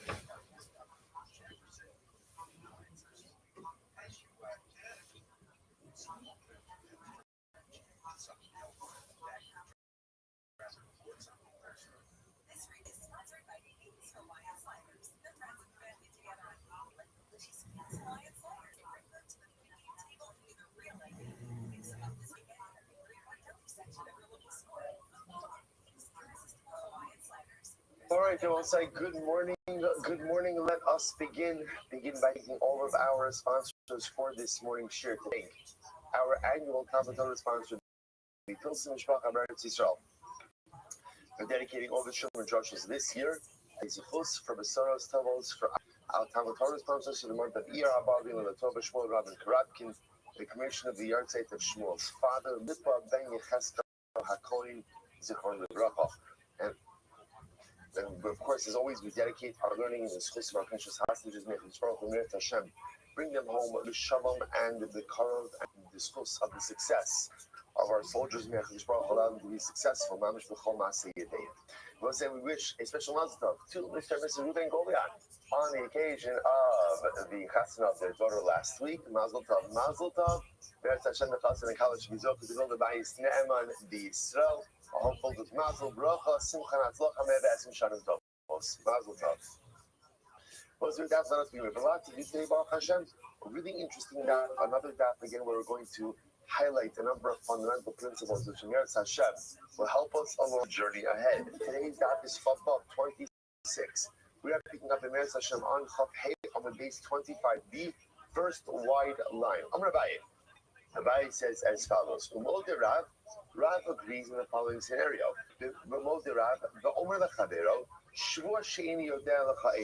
So we went through this, or I went through this a little bit too quickly at the end of yesterday's daf. So what I want to point out to you is the Gemara kind of tangentially introduced us now to a second category of Shua, which again the Gemara did not formally introduce, it kind of just got brought up along the way of the journey. So remember, up until now, we have been hyper-focused on one type of Shua. Shua is bitui, which is a declarative Shua. I'm going to do something, I'm not going to do something again. Mid the Oraisa, the two paradigmatic examples are future-oriented. I will eat the loaf of bread. I won't eat the loaf of bread. That's the Shtayim, Shein, Arba, which are two more cases, same Shua, just in past tense. I did eat the loaf of bread. I didn't eat a loaf of bread. We're in the midst of a fundamental focus of, does the Shua have to be able to go ahead and be phrased both in the future, and does it prospective and retrospective? And also sub-focus is, does the Shua have to be able to be phrased in the positive and the negative, that I will do and I won't do this act? Tangentially, the Gemara introduced us to Shvua Sa'idos, which is a Shvua about whether or not you know testimony for someone. Now again, don't worry, Shvua Sa'idos is going to get its own time, it's going to get its own datin. The Gemara is just kind of bringing it up tangentially a little bit. So now the Gemara goes on. So Rav says like this. Or Reuben says to Shimon, or I say to Reuben, I swear I don't know testimony for you. It turns out that he doesn't know the pater. Ultimately, I must say pater for what? Pater for Shua's bitui, as we're going to say. This is not a case of Shuas Bitui. Hoyol Velese Bichlal She'ini Yodea Lochaedos. Because since it can't be phrased in the way of Noedus, which we'll see in this little. So again, I will say, when we potter, means potter really that it's not a Shuas Bitui, but ultimately, again, this does enter into Shuas Saedos. To which the Gemara says, Yadati Velo Yadati Machlokes, He'arati Velo He'arati Mas. Because ultimately, again, the case of Yadati Velo Yadati is Machlokes, He'arati Velo He'arati. I did swear or I didn't swear would also be a Machlokes. So let's say, so according to Shmuel, who says that something that cannot be phrased in the prospective future version, one is not chai for Shuas between the past version.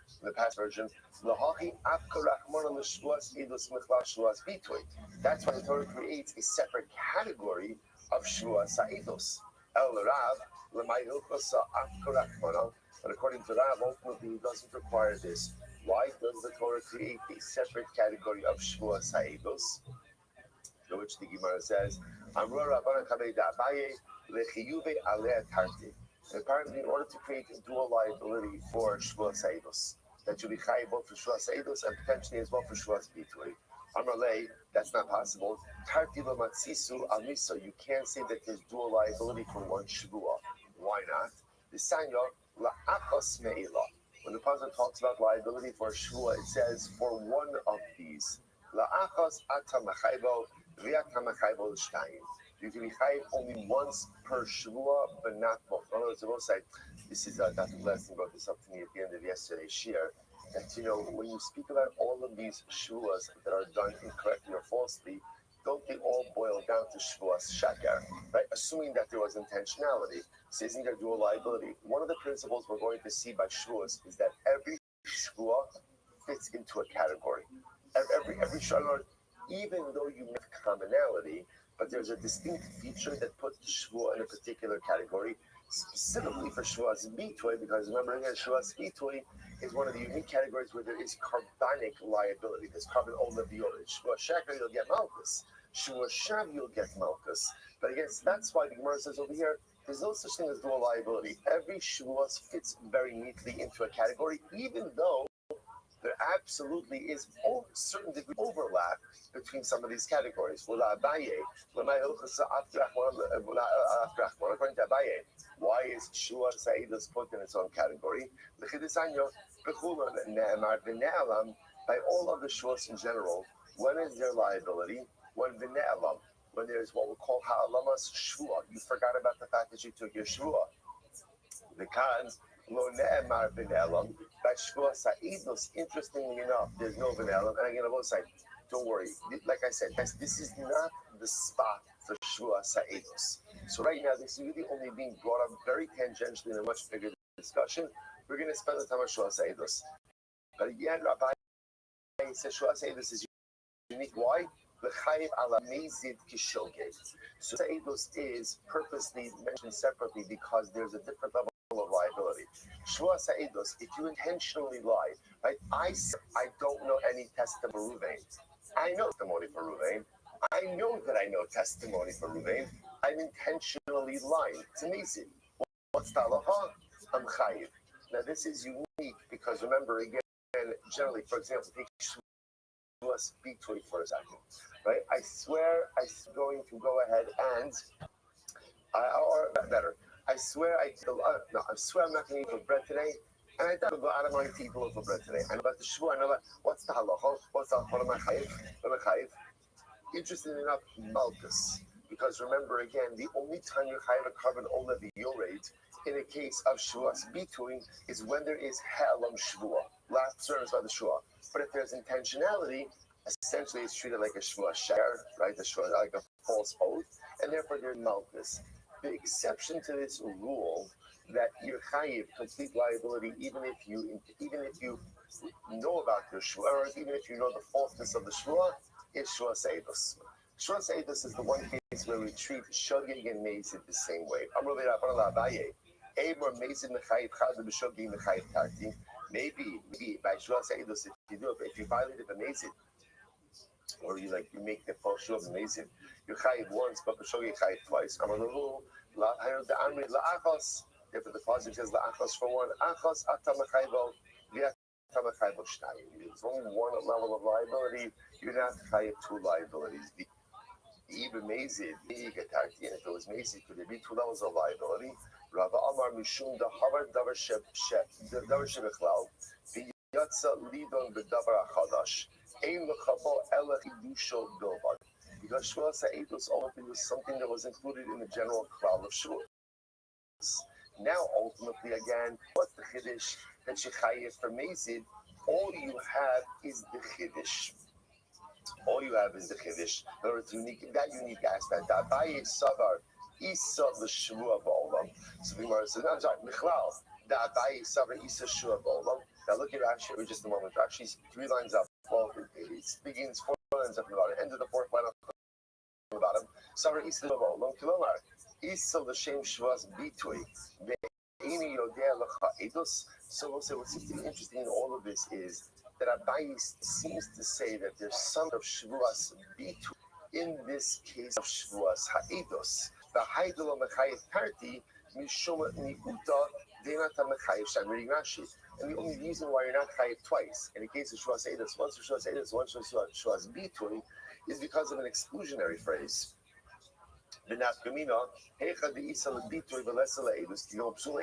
Okay, Stefan will say, Stefan, the Gemara says, that phrase over here of Michlal, Mechlal Dabai Savar Isa Shvua Ba'olam makes it, the way the Rashi understands that phrase is, sounds like according to Abaye, there is an element of Shvuas Bitui embedded in Shvuas Ha'edos.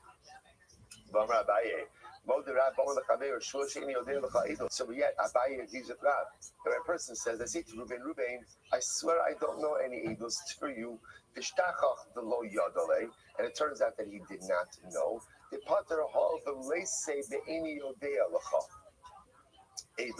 So ultimately, again, because halacha l'maisa, it can't be phrased in the opposite way. To which the Gemara says, you're right. Abaye ultimately retracted this position. The another possibility is type of chabad. One of these statements wasn't made by Abaye, but instead one of these statements ultimately again was made by Rav Papa. Okay, so we'll say, so that brings to the end. That brings to the end of this sugya. So again, we're going to do one more piece in Mitzvah Hashem, then we'll tie up the loose ends of Shmuel's Peter. Let's go back to Shmuel Omer, top of Chabad 26. Shmuel says as follows. Shmuel Omer. So let's remember again, if we go back to our Mishnah, the fundamental machlokes which existed in our Mishnah was Rabbi Shmuel and Rabbi Akiva. Rabbi Shmuel said that Shvuas Bitui only exists in a prospective, future phrase Shvua. Rabbi Akiva says not true. It applies to all Shvuas, both prospective and retrospective. Says the Gemara. Here we go. Tanrabanan lahara or lehated. So remember again, this is all about Shvuas Bitui. So Shvuas Bitui use lashon of lahara or lehated. You will swear. Now the way that's really translated is one will swear lahara for something good or lehated, right? Or for something bad, or lehated for something beneficial. Now that makes it sound like Shvuas Bitui only devolves upon something that can really be demonstrably tov or ra. The Gemara says, but there's a whole other items in life which are neither tov or ra, they're just in the middle. So the Gemara says, Ein she'ein ba'ara v'atava. Minayin, how do you know something that doesn't have hara v'atava? So what's the thing that doesn't have hara v'atava? Certainly eat a loaf of bread. There's no objective good or bad in that, right? As opposed to if you say, I swear I'm going to go ahead and hit Ruvain. I swear I'm going to go ahead and give Ruvain a matana. That could be hara or hatava. So Gemara is asking, how do I know that in the world of Shvuas, even what we'll call hariv act, saying that's hara hatava, could still create a binding shul. So I just point out over here, what's fascinating about this Gemara is the Musar Haskell on this is it's only by Shvuas Bitui that an action doesn't fit into the category of hara v'hatava. In the rest of life, as we go through our lives, everything we do fits into one category or another.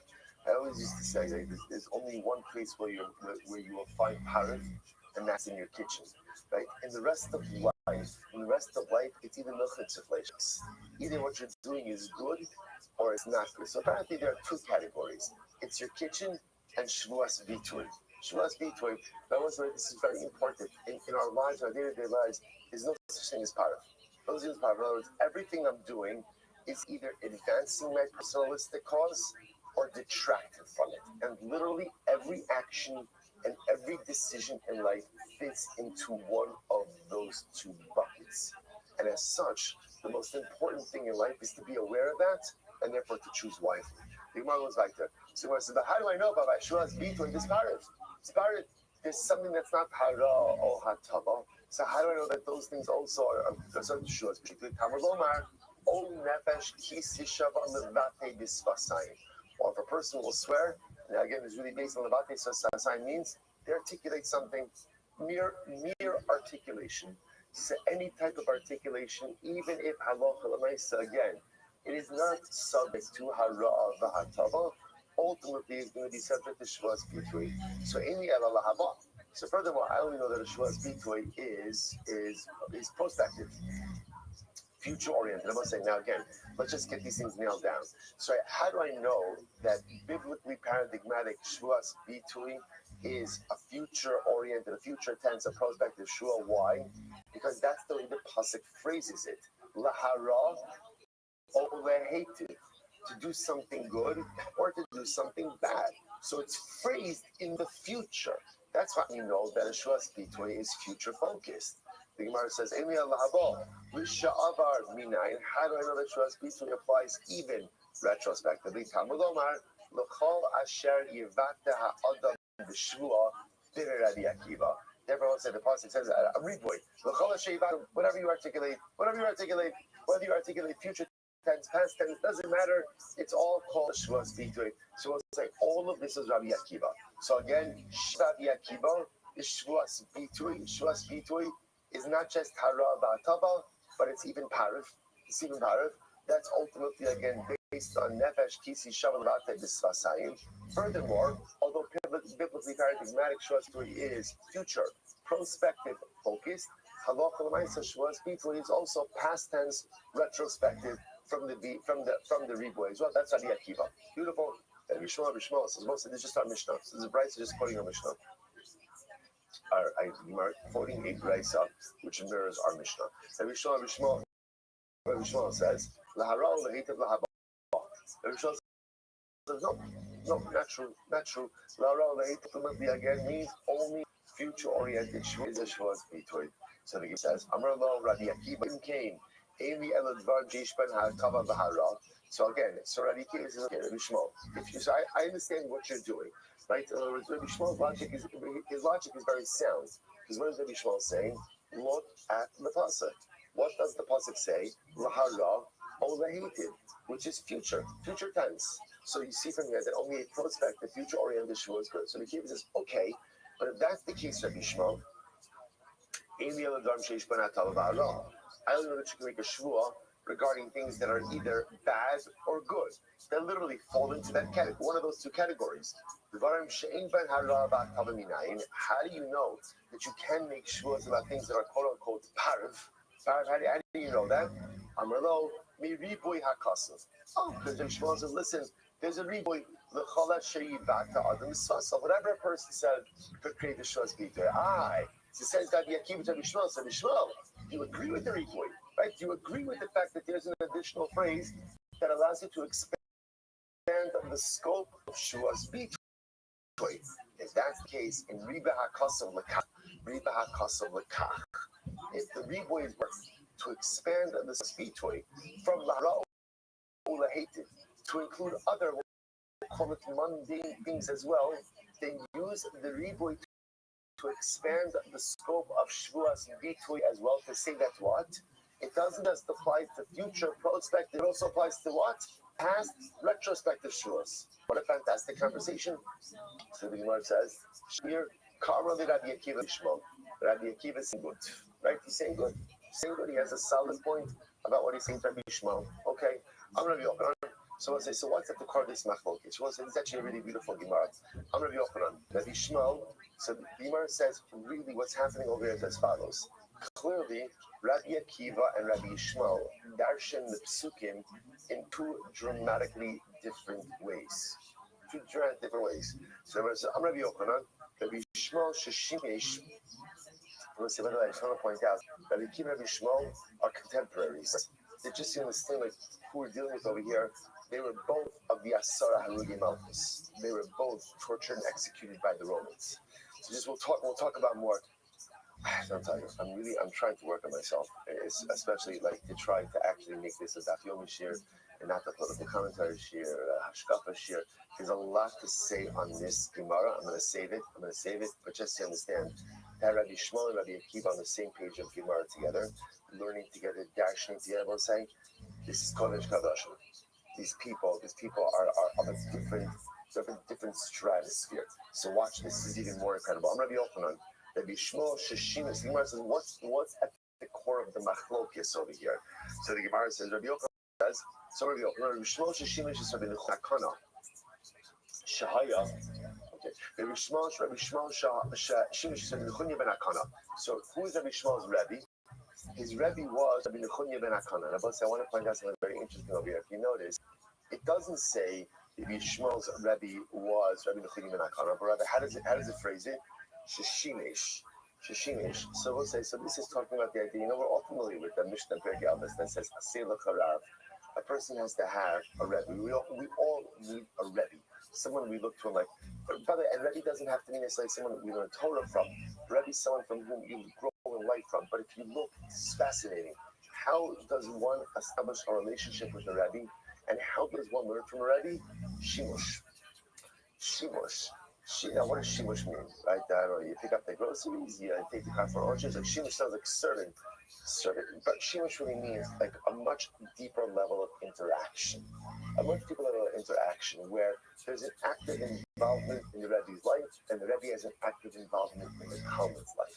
That's where that relationship comes from. It's incredible. So Rabbi Shmuel was Mishamish Rabbi Nechunya ben Akana. Shahayir Dorish has called Torah Beklalu Prat. Rabbi Nechunya ben Akana, he had one exegetical principle through which one exegetical lens through which he saw the entire Torah. What was that exegetical lens? Klalu Prat. Now, I want to point out. Remember, we know, we say this every single morning about the Gimel Midos, Shar Torah, and the Dreshes. But there are 13 exegetical principles, and I just want to point out, you do not have to choose one principle for the entire Torah. In fact, most opinions use multiple exegetical principles in different places. It happens to be Nechunya ben Akana chose one. He was a Kaluprat guy, and the way he darshan knows Kaluprat, this was who Rabbi Shmuel received his shimush from. This is who he learned by. Therefore, again, Ihunami Dorish Bekaluprat. If my Rebbe did it, I'm going to do it. So beautiful, right? So Rishmal says, my Rebbe darshan with Klal Uprat, so I'm going to darshan with Klal Uprat. So we'll see how that plays out in just a moment. Rabbi Akiva, get ready for this. Who's Rabbi Akiva's Rebbe? Sheshinesh es Nachum ish Gamzu. Wow. So I just want to point out how this opens worlds of understanding. Right? Who is Nachum ish Gamzu? So Nachum ish Gamzu, Gamzu Latova. Right? Nachum ish Gamzu was the person ultimately, again, who was able to see. I've mentioned this many times, right? We know the phrase Gamzu Latova. This is also for good. That comes from Nachum. Nachum, Rabbi Akiva. And let's say, now remember, we tend to spiritually corrupt the concept of Gamzu Latova. We've spoken this many times, right? Gamzu Latova is like what you say when you're miserable in life. Everything is terrible, but you still want to sound from. Right? Gamzu Latova, like you say it like a krach, like you're half dead. Like, Gamzu Latova, yeah, I'm sure it's great. Life is horrible, life is terrible, this is ridiculous. But okay, I want to sound from, so I say Gamzu Latova. Gamzu Latova is one of the most profound spiritual statements upon which the entirety of Yiddishkeit rests, which is the Ribono Shel Olam is good, and the Ribono Shel Olam loves us. The Baruch Hu always takes care of us.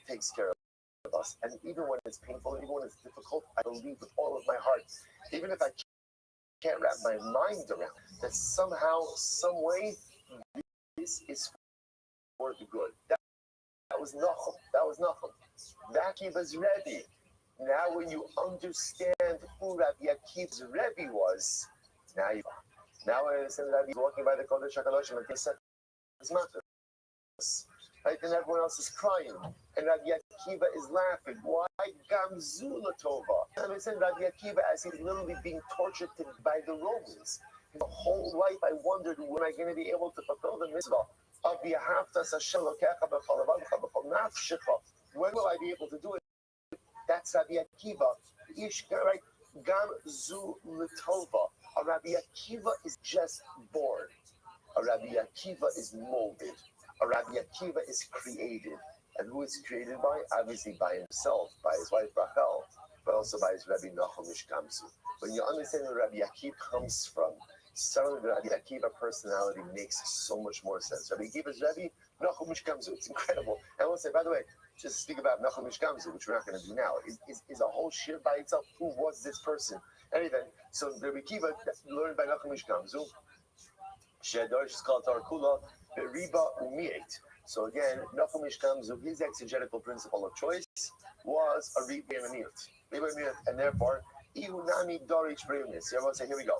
So now let's show. Well, so now it turns out that the Machlokes in Rabbi Shimon and Rabbi Akiva is about how to darshan the pasuk because they're both using a different exegetical lens.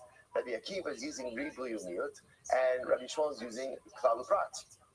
So here we go. My Rabbi Akiva Dorich Brevnis. Let's start with Rabbi Akiva. What's Rabbi Akiva? Miut Desanya O Nefesh Kisi Shava Riba. So the pasuk says Nefesh Ki, right? Person will swear. That's a ribui. La ra'u lehetiv. So again, for good or for bad, or for bad or for good, that's a mi'et. L'chola she'ivata adam chaz a ribui. Whatever a person will articulate, that's another ribui. So what do you have over here? Riba u'mi'et b'riba. What happens when you have a ribui and a ribui? So the Gemara says hakol. That comes to include everything. It's marbet. It amplifies everything. So the Gemara says, my riba kol mili. What does it come to include? It comes to include that you can make a shuas bitui about any topic, not just about hara ulehetiv, but about anything, even power things. Umay miyet. So what does it come to exclude? Miyet dvar mitzvah. You can't make a shuas bitui about a dvar mitzvah. Why not? Because you can't phrase it in the negative. But I could say I will put on tefillin, but I can't swear that I won't put on tefillin. So that's the miyut. That's Rabbi Akiva. So Rabbi Akiva's riboy to riboy comes to include everything. Everything means any topic, even parav ones, and also to include what? Both future tense and past tense. What? The miyut, the means of the mitzvah. Good. Rabbi Shmuel, Darish Kaluprat. Here we go. If a person will go ahead, right? If a person will articulate any shua, klal, that's your klal. Lahara lehetiv, that's your prat. L'chola sheyivat, anything you will articulate. L'chola sheyivat to adam. If you notice what's happening over here, they're dashing the same words. It's fascinating. They're dashing the same exact word, using a different exegetical lens to dash. So what do you have? Klal uprat uklal. What do you do with the klal uprat uklal? So the Gemara says the klal uprat uklal. So ultimately, the klal is modified by the prat. Ma prat mefurash lahaba, af called the haba. Just like the prat, lahara ulahated is future prospective, so too shuas bitui is only future prospective. Incredible. So the Gemara says, ahani klala la'asui afilu dvarim she'in ban hara, v'hatava lahaba. But ultimately, again, Yishmael, the klal also comes to include other things, mundane things, even things that don't fall into the category of hara v'atava. Ahani prata, so the prat comes to go ahead and help. And the prat comes to exclude even hara v'hatava matters if phrased retrospectively. So we switch this around. So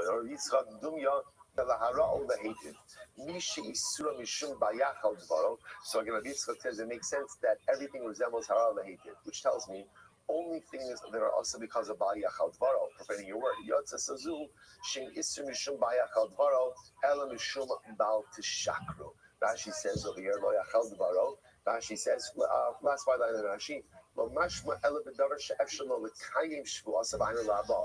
So again, in general, Lo Yachal Dvaro seems to be focused on future-oriented things. Lo Tishakru ultimately is focused on past tense things. Rabbi Yitzchak bar Rabin, Amar Kra, O Nefesh Kisi Shava Levate B'Svasayim. Misha Shvua, so Rabbi Yitzchak comes along and says like this, Misha Shvua Demes Lebitui. That's only ultimately again where the Shvua precedes the action. Bitui in this context means the action. So the Gemara says, V'lo Shad Bitui Kol Demes L'Shvua. But not that the action precedes the Shvua, which means what? Shvuas Bitui only applies to a case where the Shvua precedes the action, which means what? Future prospective Shvuas, not to a case where the action precedes the Shvua, which is retrospective Shvuas Bitui. The Gemara says, Yatza, Za'achalti, V'lo Achalti, Shamai Sekodim L'Shvua. Okay, so Rabbi Yitzchak is siding with Rabbi Shmuel that Shvuas Bitui is only future, not past tense. Incredible. Tanabanan. All right, so now the Gemara is going to quote a Brisa, and now this Brisa ultimately again is going to go ahead and go more into depth of Shvuas Bitui. So we'll say before we go on, how do we pass it? Because this is killing us. This is killing us, right? Well, I can't go on anymore. Right? So what do we do? What do we do with Rabbi Shmuel and Rabbi Akiva? Because this is big. Say this gets to the core of Shvuas Bitui. So once again, now the beauty about Tzemosai is now I feel like we know everything about Rabbi Shmuel and Rabbi Akiva, right? So Rabbi Shmuel ultimately again is darshaning klal uprat to klal, and therefore what that yields is Shvuas Bitui is only lahabal, only future oriented, no retrospective past tense Shvuas Bitui, but ultimately again the Riboy does come to say that it doesn't just include haral hated, it also includes mundane stuff. Rabbi Akiva darshan Riboy umilt, it comes to teach you that Shvuas Bitui applies both future and past, and also agrees that it doesn't just include the haral hated, it even includes mundane items. How do we pass him? Rambam says at Hilchos Shvuos, Perek Aleph, Halacha Beis, the beginning of Shvuos, the Ein Shvuos Bitui.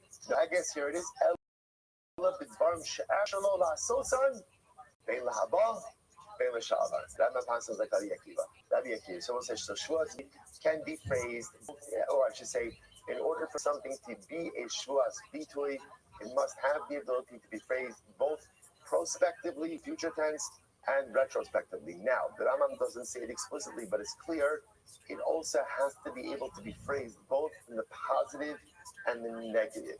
Shvuas Bitui has to be something that I can phrase as I can do this, or I can't do this, or I will do this, or I won't do this. So again, you need two requirements. Number one, phrased in positive and negative.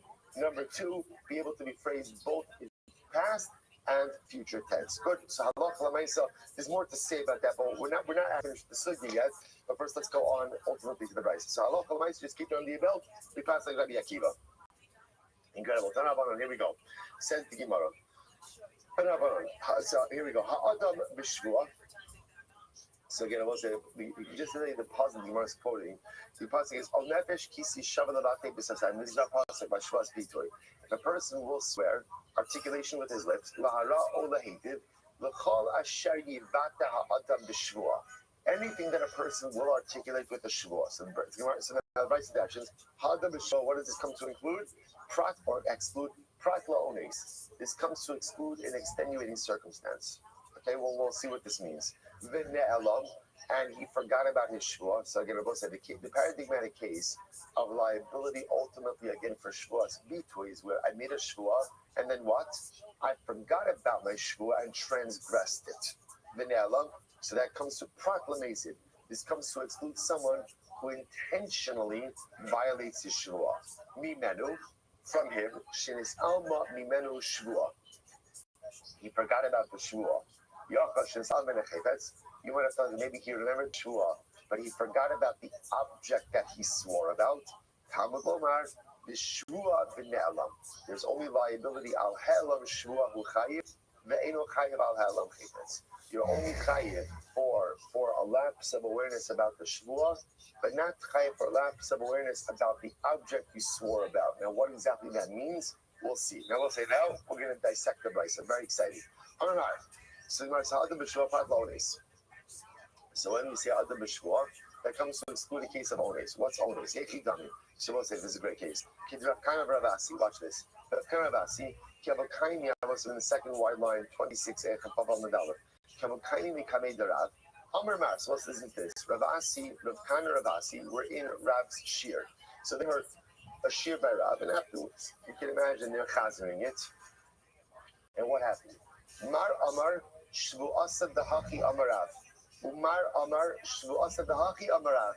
So I say, what happened? So they're chazering over shear, and they have a disagreement about Rav, what Rav said. So one of them said, I swear Rav said this. And the other one says, I swear Rav said this. So they both took a shvuas bitoy, a declarative shvua, about what Rav said. Now what happened? Now obviously, Rav came back, they came back to Rav, and Rav discerned one of them was right and one of them was wrong. So we'll say, so about the guy that was wrong, so the one who was wrong said to Rav, Rebbe, did I swear falsely? Your heart literally again took advantage of you, right? Your heart put you in a compromised position, which is another way of saying, Rashi says, no, you thought you were right.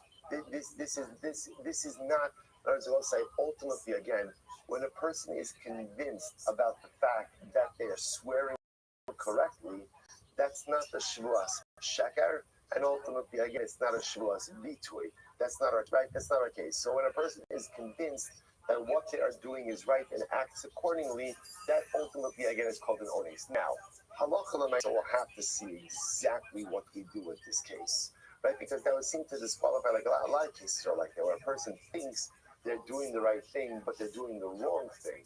That there's no liability in that case. In fact, I'll say, by the way, generally, that's what we call shogeg, right? When a person is doing the right thing, but in fact they're making the shogeg. So again, we'll see how local and so what to do about this by shvua. Okay, but let's go back there. So I will say, but that phrase of litcha anascha, that when you think you're doing the right thing, but it turns out you did something wrong, there may not be liability in that case. Next, and again, so we'll say, so in this case, I made a shvua bitui, and then ultimately again, I forgot about the shvua and transgressed it. So shenis al yimenu shvua. I forgot about the shvua, I transgressed it. That's when there will be liability. Yokosh shenis al yimenu chayfetz. You want to thought, what about if I remember the shvua, but I forgot about the chayfetz? Now, let's take a simple case. I swear I won't eat a loaf of bread. Okay. Helam shvua is obvious, right? I forgot that I need the shvua bread. Now, what about a case where you remember the shvua, but for some reason you forgot about the what is the case? So the Gemara says, so they laughed at this. Why? Because they said shvua mishkachas la below chayfetz. So I understand helam shvua. What's the case of helam shvua? Kigol da'amar shvua shelo oka paschitin bekasavar sha'achol ka'amar the shvua seinchi chet tzedakir. So I will say, for example, this is an interesting case. I swear I'm not going to eat a loaf of bread. And then what happens? I eat a loaf. Why? Because I forgot that I made a shvua not to eat. I thought I made a shvua to eat. So that could be a case of helam shvua. That's even more dramatic, right? Not only did I forget my shvua, in other words, I forgot the shvua that I made, and I thought I made a different one. So again, I know. So that's the case of helam shvua. Ela chayfetz below shvua hechidami. But how do you ever have a case of where you forget about the object, but you remember the shvua? So perhaps for an example, maybe I swore I'm not going to eat wheat bread. So what happens? Right? And I thought that I made a neder about barley bread. Omar says, in that case, I remember the shvua, right? But I forgot about the object.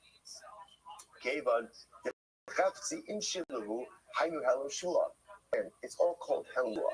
That's an Eretz Yisrael. They might be talking about a distinction between helum shvua and helum chayfetz. Where I forget about the shvua, I forget about the object. If you forget about the object, what are you effectively forgetting about? The shvua. words, there's no independence here between the object and if, for example, again, I swore I wasn't going to eat wheat bread, and I thought I said barley bread, so I ended up eating wheat bread. So again, that means I forgot about the shua. That's not called helam chayfetz. Amar Belazar, David da'afas. Belazar says, you're right. You're right. There's really no distinction between forgetting about the shvua and forgetting about the object. The object and the shvua are by definition intertwined. So Masked Rav Yosef, Alma, Chayfetz below Shurla Mishkachasa. So you're telling me again, you can't have a case where you forget about the object but didn't forget about the shvua? I'll give you a case. Keep going, listen to this. And here's the case. I swear I'm not going to eat wheat bread. And I remember my shua. I have a basket of bread. In the basket, there's barley loaves and there's wheat loaves. So I know that I swore not to eat a loaf of wheat bread. I put my hand into the basket in order to take a barley loaf, and I end up pulling out a wheat loaf because and again, I thought it was a barley loaf. And I ate it. The shua say in this case, I fully remember my shua. I know that I'm not allowed to eat the wheat loaf. And my intention was not to take a wheat loaf, it was to take a barley loaf. But I ended up taking the wrong loaf. So the shua say I didn't know the chefza. So this would seem to be a good case of where I absolutely unequivocally remember my shua, but I forgot the helam, the lapse of awareness is about the object. Abaye,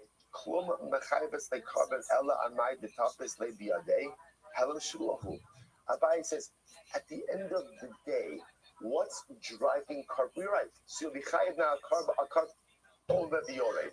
What's driving that carbonic liability? What's driving it?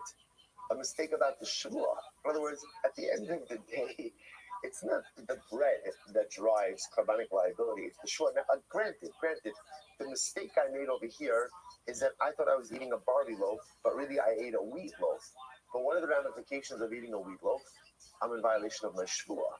So in other words, this notion of splicing the object from the shvua, it's a fallacy. It's a fallacy. It doesn't work. So the word is lishnachri. Not another possibility is Amar Le'abai Rav Yosef. So carbon b'kamaisi Allah. Alternate version of the phraseology of Rabbi says Rav Yosef. The bottom line, you're right. You're gonna have to bring a shua speech. So I'll say, I swear I'm not gonna. Here's the case. Again, same case. I swear I'm not gonna eat a loaf of wheat bread. I'm not gonna eat wheat bread. So what happens? I put my hands in the basket. I know in there I have barley loaves and wheat loaves. My intention is to take a barley loaf. I think I have a barley loaf. I eat it. It turns out to be a wheat loaf. So okay. So now the Gemara says there's liability. So Bai says, carbon the kamalei the pass mias helam shuahu. Why do you bring a carbon? Not because of the loaf, or because of the loaf, but because why? Because the loaf symbolizes the shvua. In other words, at the end of the day, all roads lead back to lapse of awareness on shvua. Rav Yosef will say, Rav Yosef, no, it's not called a lapse about the shvua. Why? Because I remember my shvua. The lapse over here is about the type of loaf. If someone were to tell me, hey, Silver, put that down, that's a wheat loaf, I would say, it's a wheat loaf. I put it down immediately, and again, I wouldn't. That shows at the end of the day that really what's happening over here is a lapse of awareness about not the shavosai.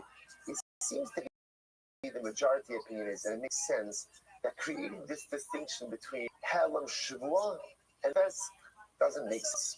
Right? Because either way, at the end of the day, when there is liability, it's because I violated the shua. Whether I violate the shua because I forget about the shua or I have a misunderstanding about the object, bottom line is violation of the shua itself, which drives carbonic liability. So, what happens if you have a lapse of awareness about both? You forgot about everything. Right? Have lapse of awareness about the shua, lapse of awareness about the object. What happens in a case like that? There's a lapse of awareness about the shua in that case, and therefore there's liability. But there should be a lapse of awareness about the object, and it should be pater. We look, if he would be reminded that he took a shvua and he would stop what he's doing, that's called a teller shvua, and therefore he's chayiv. But if he would stop as a result of being reminded about the nature of the object, Hari Helen Chayvitz Biado Pater. That's not Torah, it's about the object. Armali Rabino Rashi, Klum Pirish Mishvua, Elam Mishum Chayvitz, Klum Pirish Michayvitz, Elam Mishum Shvua. Again, I will say in general, so what Rashi wants to suggest that they're intertwined. Someone will only stop because of the Shua, right? It's reminded about Chayvitz and about Chayvitz, about the Shua. In other words, once again, these objects are intertwined. To divide them seems to be a halachic fiction. Elam Mishum Shvua, Gemara Sam Shvua, Elam Lo Shna. There is no distinction. The Gemara wants to suggest over here that, again, this is going according to the opinion. So, okay, let's take a step back over here. So, let's say, here's what we know. Everyone agrees that halacha l'maisa, if the lapse of awareness is about the shvua, ultimately, again, there's carbonic liability. So, I swear that I'm not going to eat this loaf of bread. And then I forget about the shvua, and I eat a loaf of bread. Simple case. What about if you remember the shvua, but there's what's called helam chaypetz? I forget about the object. How can I forget about the object? I know it's a loaf of bread. I thought it was barley. And it turns out that it was wheat, and I consume it. Is there carbonic liability in that case? The Brisa says no. What we begin to see over here is that there's machlokes about that.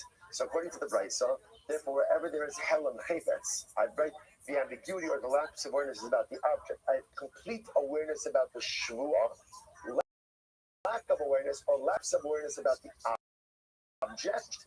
The Brisa says no liability in that case. Yet we just saw a whole school of thought says that's ridiculous. Lapse of shvua. It's the same. So again, Brisa says only chayav for lapse of awareness about the shvua, not chayav for lapse of awareness about the object, and that's how the Gemara ends off. Again, how that works, we'll see. So 2 open items so far. Number 1, what you do in the case of ones, right? I literally thought I was swearing fully, and it turns out that I swear falsely. What's the halacha in that case? Open item number 1. Open item number 2, if there is helam chaypetz, I know full well about the shvua, but I forgot about the object. Not sure about the object. Is there liability? Open item number 2. Hold on to it until tomorrow. Let's go. We got to turn the page. Says the Gemara. Next, that's from the following kasha. On the base, Ezu shigigas shvas bitu avar. What's the case? What case? Ultimately, again, of a shigigas shvas bitu shavar. Right? She says, "Kevan de ba'inan adam b'shvua heichem mishkachas l'shogeg." Be a case of a dental violation of a retrospective shvuas. The Gemara says, "Idi yada mezitu." So, for example, we'll say, I swear I did not eat a loaf of bread today. So, it'll be the case of shogeg. If halacha l'maisa, again, I know at the time of the shua that I did eat a loaf of bread, then I'm amazing. Right? So, the Gemara says, eat the lo yada. If I did not know, in other words,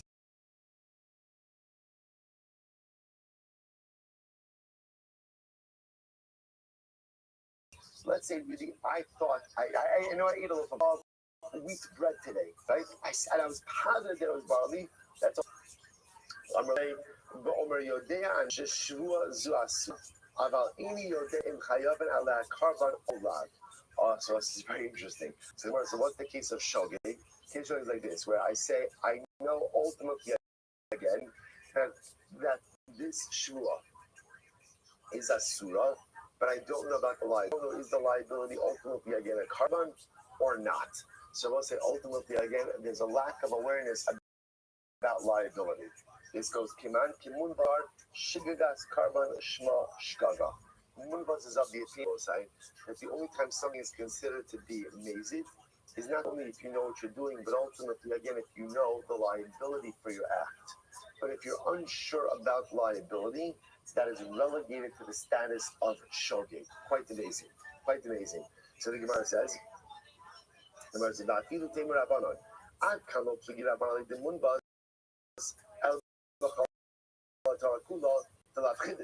furthermore, again, Moses says, keep it reflective view of the Rabbanon. Why? The Rabbanon only argue on Munbaz in the rest, right? Ultimately, again, by every other chiyuv chatos. But in the case of Shua's Bitui, whereas the chidushu, the Bechol Torah Kula lo ashkechan lab the Maisi Karban, the Apina Ne'avol Zara.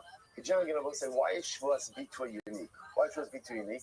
Shua's Bitui unique is because, in general, you never find a case of a lav that has a chiyuv chatos, chiyuv karban. Generally, again, what do you get for a love? What do you get for a love? Malchus, right? Shvuas Bitui is the only case of a love that comes with liability for a carbon. That's so again, the Gemara said the general carbonic liability is learned that from Avodah Zarah, right? That's where the ability from, not from a love. So the Gemara says, Havahalpa Maisi, but here, in the case of Shvuas Bitui, ultimately again you will bring. Therefore, so therefore, both say it's possible. Just an interesting point of it. You might suggest over here that maybe the case of Shavuos and Bika, so a very specific case, is a case where a person knows what he's doing, but didn't know liability. And again, Moonbuzz is of the opinion says that it's called shogeg when you don't know what your punishment is. And even though normally the Rabbanan disagree with Moonbuzz, that's only by all of the cases in the Torah. But by Shvuas Bitui, they'll agree with Moonbuzz because Shvuas Bitui is how is Shvuas Bitui unique? Never find another case of a it's going to be chayev a carbon. So because of this unique case, someone commits an act with intention to know the liability for that act. That is still a lot of open items. And we'll get clear resolution on all items. Halacha Ma'asan Shvuas Bitui tomorrow Chodesh. Meretz Hashem Chazara Seder 5:35 a.m. That film starts in Meretz Hashem at 45. Shabbos is 16. Shkayach everyone. All right, friends, have a great day.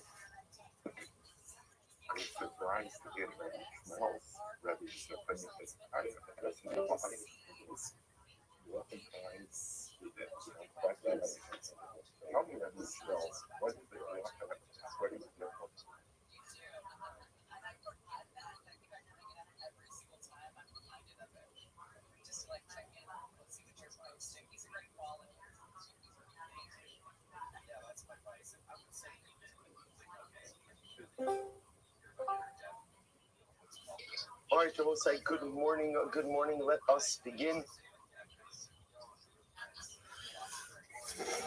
Begin by thanking all of our sponsors for this morning's share. To thank our annual Talmud Torah sponsor, Tilson Mishpacha Beretz Yisrael, for dedicating all the Sherman Drushos this year as a zechus from the Soros Tomos for Olavan Yisrael. Talmud Torah sponsors for the month of Iyar Haba'alim Rutova Shmuel Rabin Karapkin, commission of the art site of Shmuel's father Leonard Karapkin, Lipa Ben Yecheskel HaKonim Tifon Lebracha.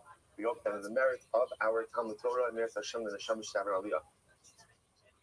Michael, was there a sponsorship? Because it's not. What is it? What is it? Shendel Bas, Meretz Hashem, the Turiansky Mishpacha, in commemoration of the art site of Shendel Bas Mordechai. We hope that in the merit of our Talmud Torah, Father Aliyah, the families, Ein Nechamah, and Shvar Kushir Meretz Hashem. Bring home all of our hostages, B'Shalom and B'Karv, and allow our holy soldiers to be successful. B'Chol Maaseh Yidehem. And because of the site, we take the opportunity to express our Tov and to say, Hodu Hashem Kitov Kivelam Chaslam Yom Yerushalayim. This day when we celebrate just the most incredible and beautiful miracle of the reunification of the eternal capital of Klal Yisrael. There are things that we take for granted. And we take for granted that in Eretz Hashem, we could just go to the Kotel if we want to. We take for granted that you could walk down the beautiful streets of Manila. We take for granted that you could go out for dinner in Yerushalayim. We take for granted that we can live in Yerushalayim. Remember again, this is a miracle that for Klal Yisrael is, in the context of our national history, very recent. Very recent. You know, for Klal Yisrael, recent is within the last 500 years. The last 500 years, and it's like yesterday. That's how it works for us. So for us, we're used to it because many of us never grew up without the unified Yerushalayim. But there are many in this room who, Baruch Hashem, I have no doubt to remember when Yerushalayim was a divided city.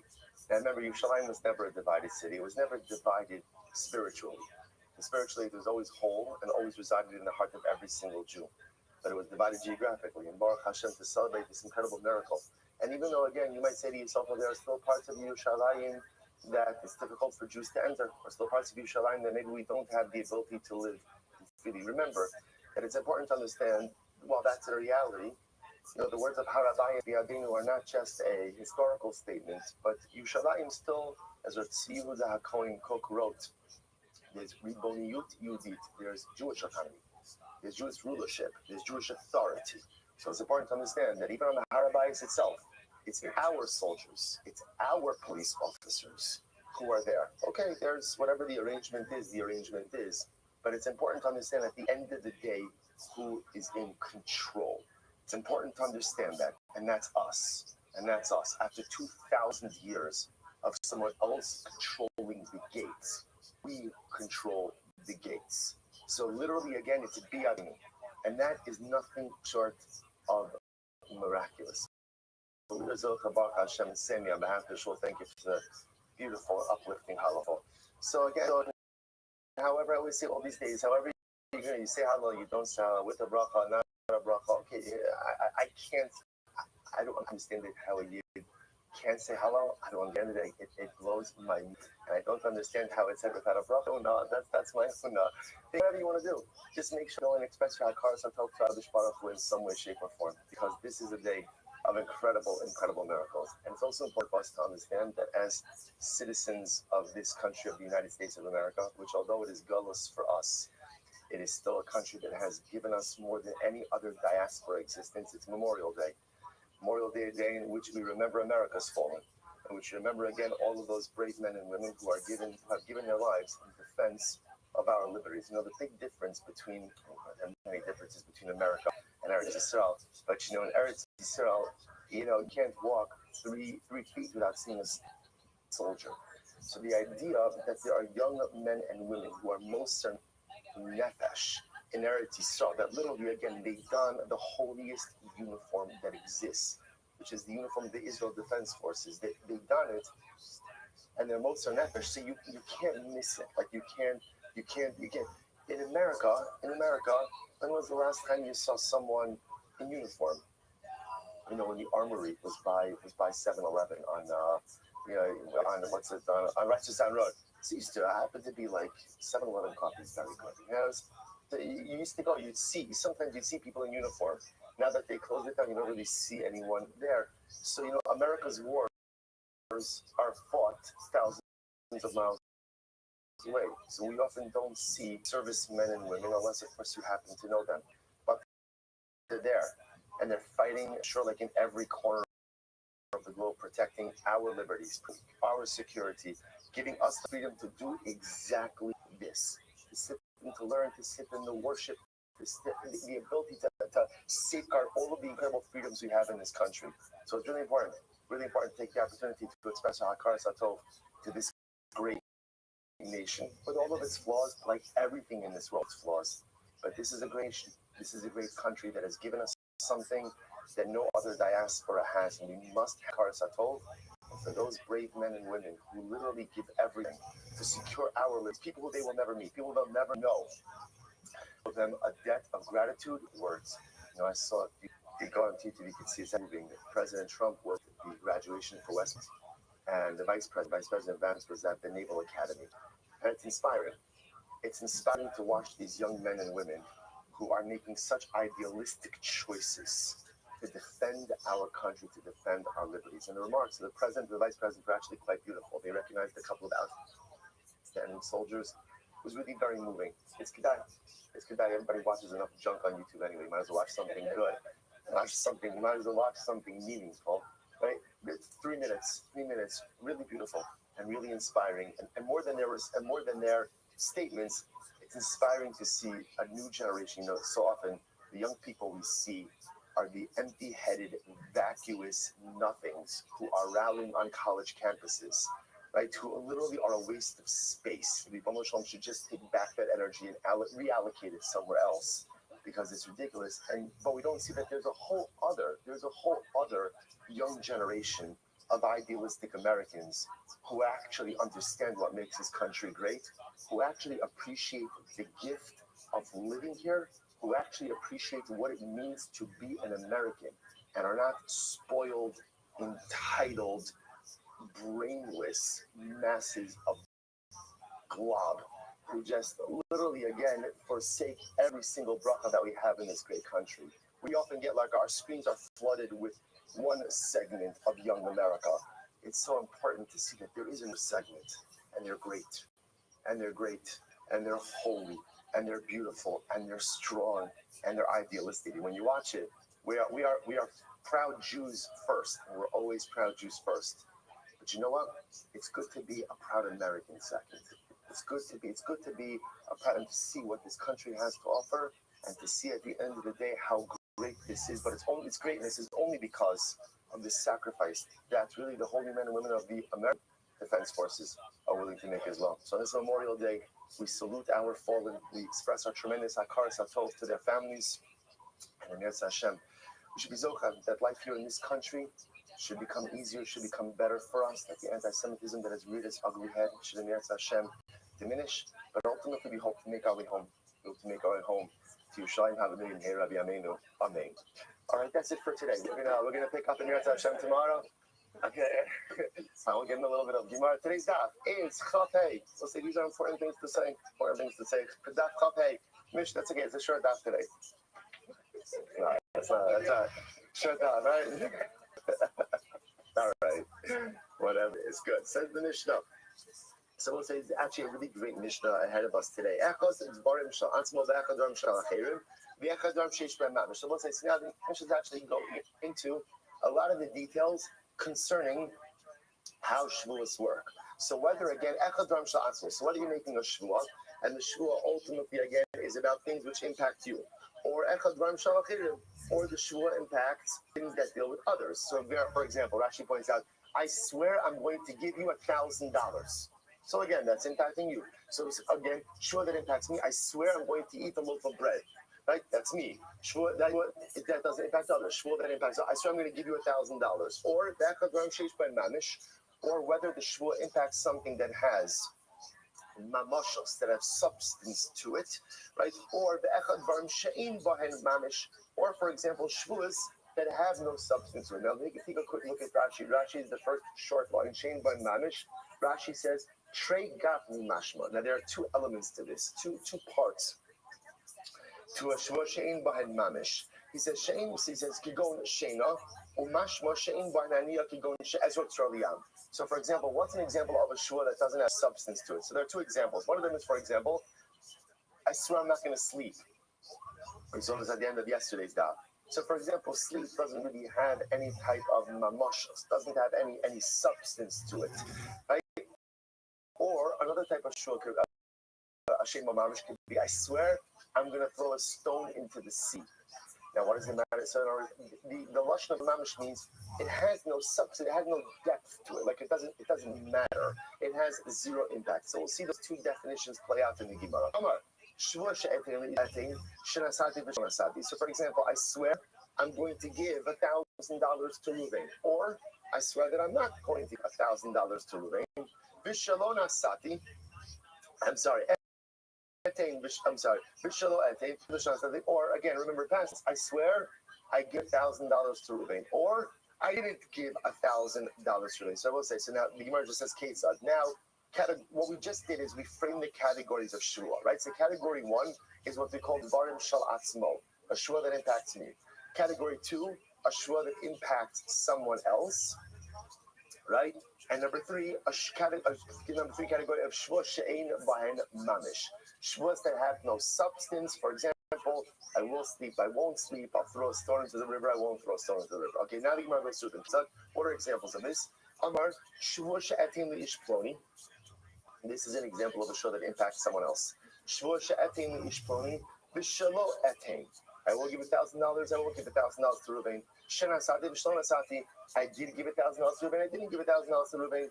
Now, those are examples of Shavuot that impact another person. What's an example of a Shavuot she'ein b'mamish, doesn't have substance?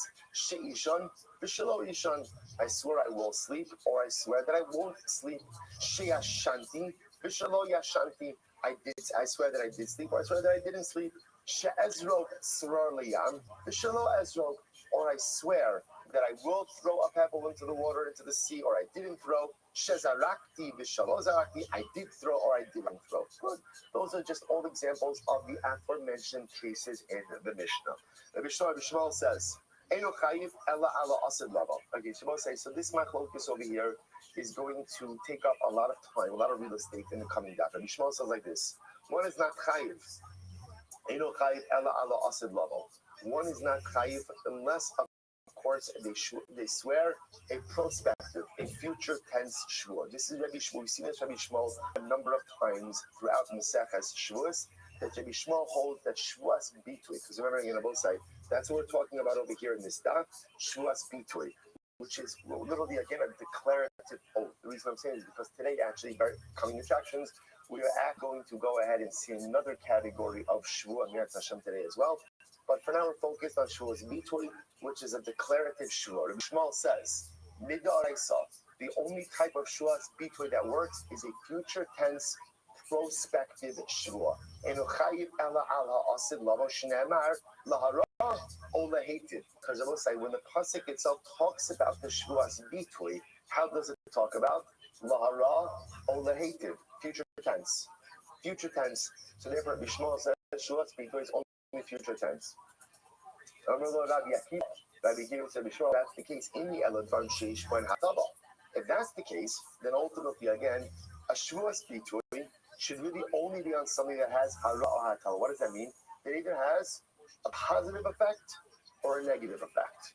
Right? In other words, a shvuas bitui has to have a dramatic effect. Rabbi Akiva says, why? Now, let's see what's happening over here. Rabbi Yishmael says, the only type of shvuas bitui that can be is what? Is a prospective future shvua. Future shvua, why? Because that's how the pasuk frames it. Right? Remember again, both say, if you articulate a shvua, to do something good or to do something bad. Future tense. Rabbi Akiva says, Rabbi Shmuel, if you're going to be such a literalist, then that means the only type of shvuas bitui is a shvua that has an impact either for bad or for good. Okay? Which of us I would mean, for example, a shvua where I swear I'm going to eat a loaf of bread. According to Rabbi Shmuel, should that be a shvuas bitui? No. Why not? Why not? It doesn't have a bad or a good impact. In other words, it's in the grand world, right? It's meaningless. So we keep saying to Rabbi Shmuel, if you're going to be such a literalist, then that means that shvuas bitui should only be something that has either a demonstrable positive or negative effect. Shua, Gemara says, how do you know now? Again, obviously that's not true, right? How do we know that's not true? Because that's not entire Masechta. Like this entire time we've been focusing on the idea that, for example, if even Rabbi Shmuel agrees, I swear I'm going to eat a loaf of bread today. Even Rabbi Shmuel agrees that's what? That's a shvuas bitui. Now, I will say again, is that a good or a bad shvua? Is that a good? No, it's just have a demonstrable bad or good act. It just doesn't matter in the grand scheme of things. But yet we know. So Rabbi Shmuel, how do you explain that? So the Gemara says, "Amarlo meiri boy hakasv." No. From the fact that now both say in the pasuk itself, there's another phrase, "Lochol asher yivate." The shvua goes on anything you will articulate. Rabbi Shmuel says there's a riboy. So lahara or lahated is just kind of like the general statement, but l'chol asher yivate b'sfasayim, any articulate with your mouth, that shows any type of shvua. Rabbi Akiva says exactly. Amarlo and riba hakasav lakach, riba hakasav lakach. Rabbi Akiva says exactly. The same way that phrase "l'chol asher yivate b'sfasayim" means, right, is a riboy, comes to include even shvuas that don't have a ra or tov effect. So Rabbi Akiva's "l'chol asher yivate" also comes to include what? Not only future prospective shvuas, but also past retrospective shvuas as well. So we'll say, write this down. This is big stuff over here. So this is big machlokas. Big machlokas. In the second shvuas about the core, the nature of shvuas bitui. If you don't have this machlokas down clear, you are going to be lost. And you maybe think, no problem. I've been lost for a while, right? I've been lost most of my life, most of the second shvuas. So we'll say, just because you've been lost until now doesn't mean you have to remain lost. Sometimes getting lost is something that happens to us, but remaining lost is a decision to make. So right now, 8:32, Monday morning, Yom Yerushalayim Memorial Day, you decide. You are lost. We're all lost. Do you want to stay lost or are you choosing to take a different direction? Choose now, because we're up to go on. So I'll say, so Lamaisa again, Lamaisa, what do we have? We have this fundamental machlokes over to Rabbi Kiva and Ishmael. This is a core machlokes in Shuas Bitu. How does Rabbi Shmuel hold? Two shitas, only two. Rabbi Shmuel holds Shuas Bitu, only future tense. Only future tense. That's it. So, for example, now, again, I will say, now, what does that mean practically? So we're going to see it's more like a liability issue than anything else. I have to see what it means. But again, for now, Rabbi Shmuel says only Shuas Bitui is a future tense Shua. Shua Sha'ochal, I swear I will eat. I swear I won't eat. But past tense Shuas, not Shuas Bitui. Rabbi Akiva says no, not true at all. Rabbi Akiva says Shuas Bitui is both prospective, future tense, and retrospective past tense. That's it. The drasha, we just went off the Chazal for again, but that's the machlokes. Says the Gemara, Tanabanon. That got the Mishnah. Tanabanon. Chomer b'nedam b'shvus. Chomer b'shvus b'nedam. We'll say another very important idea. So again, Chomer shvus b'nedam. Chomer b'nedam b'shvus. Chomer b'shvus b'nedam. So we'll say there's a chumrah. Then the nedam have over shvus and chumrah that shvus have done. Now, just I'll tell you a good way to learn this. We have to.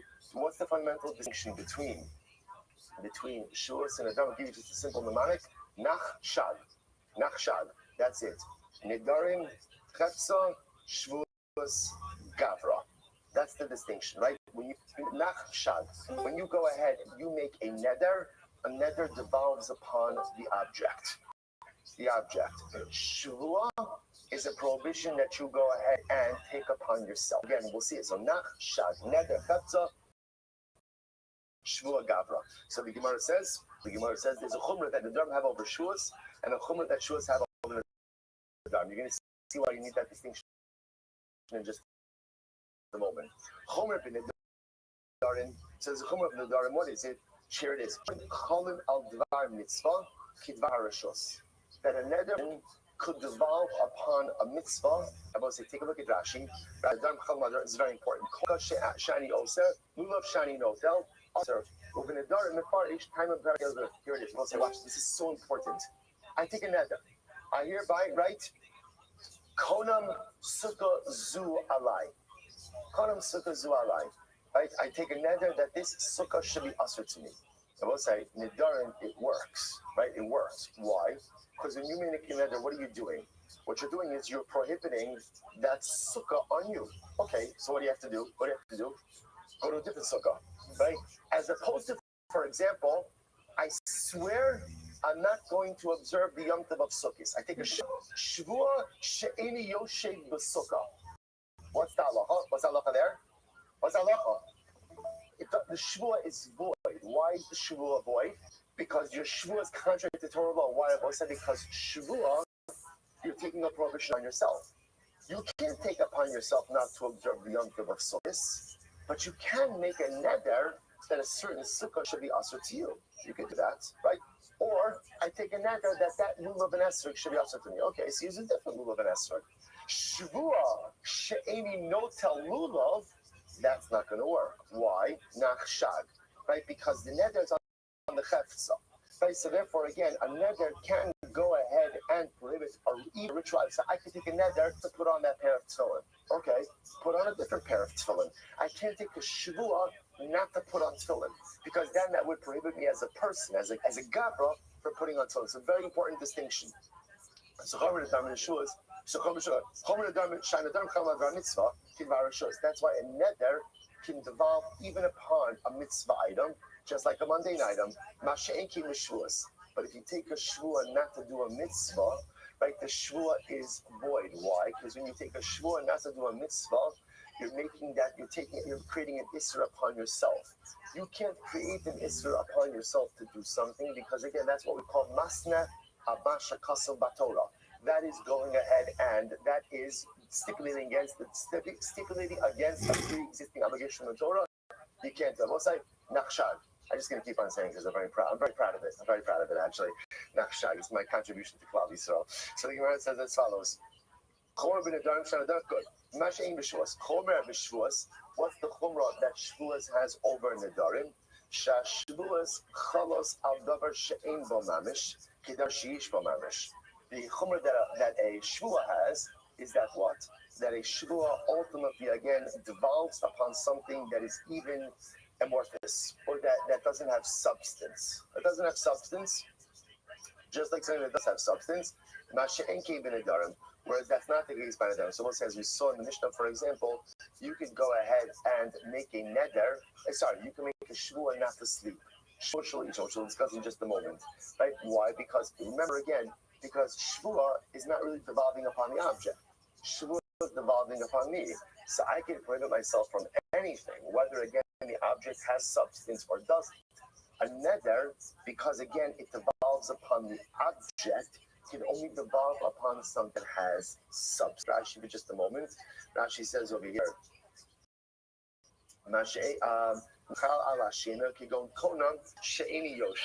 the konam lashon hekdishu. So again, we'll see the ways that you can make nidarim chal on sleep as well. But again, we'll say that's a fundamental distinction. So again, nach shag, the neder devolves on the chata, the shul devolves the gavra on the individual, and therefore these two distinctions. A neder can devolve even upon a mitzvah item, just like a mundane item, whereas a shvua cannot. But a shvua could devolve upon something that doesn't have substance, and neder cannot. Incredible. Let's go right there. Okay, so Amar Shua She'etin L'Ploni V'Shalo Etin. So for example, let's say the Mishnah's example of a ned of a shvua that impacts other people. I swear I'm going to give Ruvain something, or I swear I'm not going to give Ruvain something. The Gemara says, "My etin." What's the case? What are you giving to Ruvain? The Gemara says, if we're talking about that Ruvain is poor and I'm giving Ruvain tzedakah, so Moshe made me I have an obligation to give tzedakah. I have an obligation to give tzedakah. But say very important. And then I just want to point out how fascinating this is. We often translate tzedakah as charity. Rishon Shnefal Hirsch says that's not etymologically true. Tzedakah, ultimately, again, the shorish of tzedakah is tzedek, which means justice. I will say, when you give tzedakah, that is not an act of kindness and an act of charity. That is an act of justice. The way the creator of the world is, there are people who have, and there are people who don't. And Hashem's Baruch Hu says, the way it works is, if you have, you must go ahead and give those who don't. It's not something nice. It's not something beautiful. It's not something above and beyond and generous. It is the strict obligation of the law. Now, how much I have to give is a discussion. And then if I go ahead and I go above and beyond what my obligation is, so for example, right, halakha l'maisa, what do you have to do?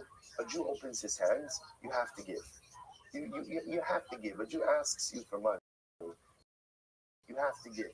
Now, how much you have to give? You can give $1, you can give a penny, you can do whatever you want. No such thing in this world as a Jew opening his hand and me turning blind eye to it. You can't do that. Like I said, you want to keep a roll of pennies in your talent bag, give it that's your dollar. That's your business, or a roll of dollars, or I'll do the script, whatever you want to do, but you have to give. You have to give. That's a doraisa. It's not a judgment. It's not a this. Again, you want to give real money, do your due diligence. You want to give above your right. Every Jew, if possible, in order if it doesn't set you back financially or it doesn't cause you not to pay your bills, should give meiser. Person should allocate a tenth of their earnings for tzedakah purposes. A person has the ability to go ahead and give above and beyond meiser. That's incredible. But it's important to understand that those concepts are not charitable, or tzedek. That's the way. If you have, that means Hashem's Baruch Hu gave it to you, so you can be the custodian to give to someone else. So the Gemara says, look what the Gemara is saying over here. What's the shvua? If I'm saying I swear I'm going to give to Ruvain, right, and Ruvain's an ani, I'm only obligated to do that. Mushva v'omed nehar sinaihu. I'm already obligated to do that. Like in other words, I want to say you're obligated. Like I said, tzedakah is not charitable, discretionary donations. Who you give it to is your discretion, right? But lamaisa, again, I'm a juror. I have an obligation as a yid that if I have, and someone else doesn't, of course I have to give. So Gemara says, Nason Tite Lo. I will say this is it. Listen to the pasuk. Nason Tite Lo is a declarative statement. Give to him. The rest of the pasuk is V'lo yira levavcha b'sitcha lo ki biglal hadavar hazeh yivarecha Hashem Elokecha b'chol maasecha b'chol mashach yadech. Now again, the interesting part about tzedakah is obligated to do it. HaKadosh Baruch Hu says, if you do it, I will bless you tremendously. It's interesting, right?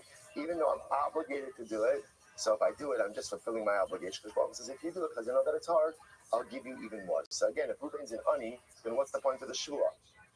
Ella, matana liyasher. I'm talking about a case where Reuben's wealthy. Reuben's wealthy. What am I doing? I'm giving him a gift. Okay, so I'm giving him a nice gift. So again, I'm taking a shua to do so. Next, first I lied. I swear that I'm going to sleep or not going to sleep. Ini, so the Gemara says, 1 second. Well, let's talk about this shua a little bit. Does such a shua like this work? 1 second. Now what this sounds like over here is like an open-ended shua, right? I swear that I'm not going to sleep. Well, what does that even mean? What does that mean? I remember it was like, there's a certain amount of time that a person could go without sleeping. For some, it's like 25 minutes, right? Again, I say, but Lamaisa, depending only in a shir or in shul, right? But Lamaisa, again, what does this mean? How can you make an open-ended shvua like this, that you're not going to sleep?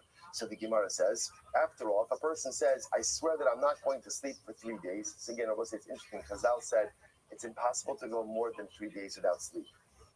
So what do we do? So what if a person makes such a shvua like this? Malkin also, we go to and give him Malchus, the Yashena altar, and he goes to sleep immediately. Now, what that means is, he doesn't have to go to sleep immediately, but the idea is that we see this shua as just an impossible shua. So he made a false oath, or whatever we're going to call it, a violation of a shua speech, right?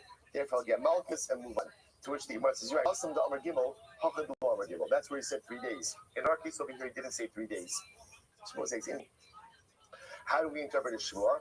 That essentially Shvuah Ishan essentially means, I swear I'm going to go without sleep for as long as I can. That's how we understand it. And such a Shvuah works. You swear to go without sleep for as long as you can go without sleep. Good. Another example. I both remember, these were examples of Shvuahs that have no substance to them, no mamashas. So that's right. Itmar, so let's listen to this. Interesting case over here. I swear, here's the case. I swear that Reuben threw a stone into the ocean, right? Or I swear that Reuben didn't throw a stone into the ocean. I would say, what is the impact of such a shvua like this? So Rav Amar Chayiv, Rav says this is a proper shvua spitui, and therefore, again, if I violate it, or if it turns out that he did, or he did, right, he not in conformance with the shvua b'chayiv. The shvua says, no, I'm potter. Rav says, Rav Amar Chayiv, Isei b'lav. Rav says it works. Why is this a proper shvua spitui? Because Rav holds that what you need for a shvua spitui is the ability to articulate it in both positive and negative. And as long as you articulate both positive and negative, it works. So therefore, again, I swear Reuben did throw the stone into the ocean, or I swear that Reuben didn't throw the stone into the ocean. Shmuel Potter, Shmuel says Potter, why? Let's say Shmuel says in order for a shua to be a shua's bitui, it has to be able to be a prospective shua, future shua. Now, interestingly enough, I can't swear that Reuben will throw the stone into the river. Why not? I don't control Reuben. I would say a lot of good pieces of Musa today. The one thing you do not control in this world is other people.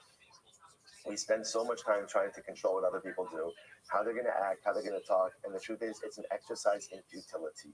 The only thing you control in this world is you. So therefore, I will say, watch this. So Rav says this is a proper shua spitui, right? Because according to Rav, in order to be a shua spitui, all you need is for the ability for it to be phrased in the positive and the negative. So therefore, again, I could swear Reuben did throw the rock, Reuben didn't throw the rock. It works. Shmuel says it doesn't work. Why? Because for a shua to be a shua spitui, you have to be able to phrase it in the future tense. And since you can't swear that Reuben will or won't do something, therefore, again, it's not a shua spitui, and therefore you're part of this. Oh, this seems to be the same machlokes of right? Rabbi Shmuel holds that for a shua spitui to be a shua spitui, it has to be able to be phrased b'habba, and Rabbi Akiva disagrees. This none. Rabbi Shmuel Omer Eino Chayiv Ela Ala Osid Lovo Shene'amar La Hara Ol Lehetiv Amar Rabbi Akiva. Im kain ainly ella hadvar sheish ben hara ba'atava. It's just our Mishnah, right? Dvarim sheish ben she'im ben hara ba'atava minayin. Amar lo meiribu yakasav. Rabbi Shmuel says no. That's what I said. It's just the Mishnah. That's what I'm explaining. It's just the Mishnah again. Amar lo. In riba hakasav lekach, riba hakasav lekach. So I said, Zermach Mishnah. That Ishmael holds that for a Shvuas Bitoy, to be a Shvuas Bitoy, you have to be able to praise it in the future. Rabbi Akiva says, no. That's from the reborn of the past, like even past tense Shvuas work. So it must be Rav Damak Rabbi Akiva. Rav holds like Rabbi Akiva. Ushmot Damak Rabbi Shmuel. Shmuel holds like Rabbi Shmuel. Incredible. To which Gemara says, no. I'll leave it Rabbi Shmuel to the Awalo Pligi. I'll say, in accordance to Rabbi Shmuel's position, that a Shvuas Bitoy has to be praised in the future, has to have the ability to be praised in the future. Everyone agrees. Hashta milsa the ise belahaba. Hashta Gemara says lo pligi. Hashta milsa the ise belahaba lo mechayim ala Rabbi Shmuel l'sha'ar. Milsa the less belahaba mi boy. So let's say, see, interestingly enough, everyone agrees that ultimately, again, something, that ultimately something that has the ability to future tense, Rabbi Shmuel is not going to be mechayev you when it's phrased in the past tense. Milsa, the last Shaila is something that cannot be phrased in future tense. What does Rabbi Shmuel do with that? So, Kipli, where does the machlokes come up? The Gemara says, Rabbi Akiva. The machlokes is really Rabbi Akiva. Position. How so? Because remember in our case, right, I swear that Reuben threw the stone into the river. That's my oath. So again, Rav says you're chayiv. Okay, so that's beautifully according to Rabbi Akiva, because Rabbi Akiva definitely holds that even a past tense shua will be a shuas bitoy. Gemara says, keep your Rav Rabbi Akiva. Ushmol says like this. Ad lo kam mechay Rabbi Akiva hasam l'sha'avar ela milsa the ise belahava mechay Rabbi Akiva l'sha'avar. So essentially Shmuel will say like this. Even Rabbi Akiva still holds that the shvua has to have the ability to have a future tense version, right? When the shvua can have a future tense version, Rabbi Akiva will agree that even there's liability for the past tense version. But again, Shmuel posits that even Rabbi Akiva will agree that if the shvua can't be made, there's no version of it that can be made in future tense, even Rabbi Akiva will agree that the shvua does not work. So almost like what we're doing right now is we're kind of removing Rabbi Shmuel from the equation and making this machlokes according to Rabbi Akiva. So here we go. I swear that Reuven threw a stone into the river. Let's say it turns out Reuven didn't throw a stone into the river. Am I chayiv for violation of a shvuas bitoy? Rav says yes. Why does Rav say yes? Easy. Rav holds like Rabbi Akiva. Like Rabbi Akiva, Shmuel says you're potter. It's not a shvuas bitoy. But Rav has suggested even Shmuel says I also like Rabbi Akiva. But even Rabbi Akiva, who says that you could be chayiv for a past tense shvua, holds that what? There's only liability for a past tense shvua when that shvua ultimately can be made in a future tense version. But if the shvua doesn't have a future tense version, even Rabbi Akiva will agree that that is not a proper shvuas bitoy. So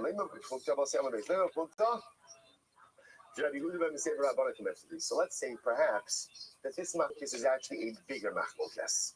That this machlokes is really machlokes Rabbi Yehuda ben Meseir Rabbanan. What's that machlokes? This nan.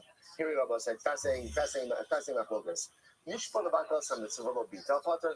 If I swore to negate a mitzvah, for example, I swear I'm not putting on tefillin. But we'll say, but the good news is, but I put on tefillin. What's the halacha? Lo bitel potter. Ultimately, I'm potter, which makes sense. Why? Because a shua to negate a mitzvah is what? Is void.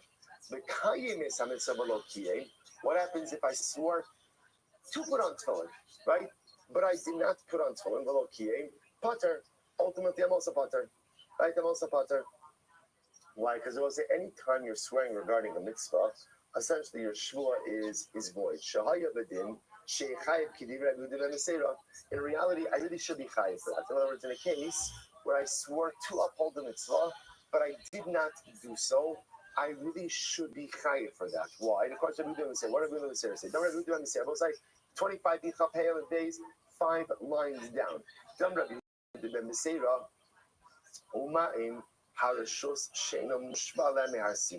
So listen to this. When it comes to Rishos, what's a Rishos?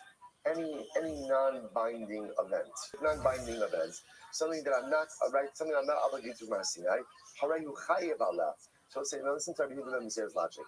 If a shvua makes you obligated in something for which you did not have prior obligation, then mitzvah shemushva le'nehar Sinai eino din she'ei chayev aleh.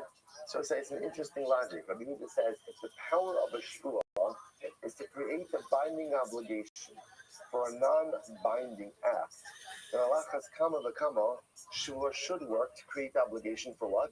Something you were already obligated to do. Which makes sense. It just reverse logic, but it actually makes a lot of sense. Amrulo, they said to Rabbi Yehuda ben Meseir, no.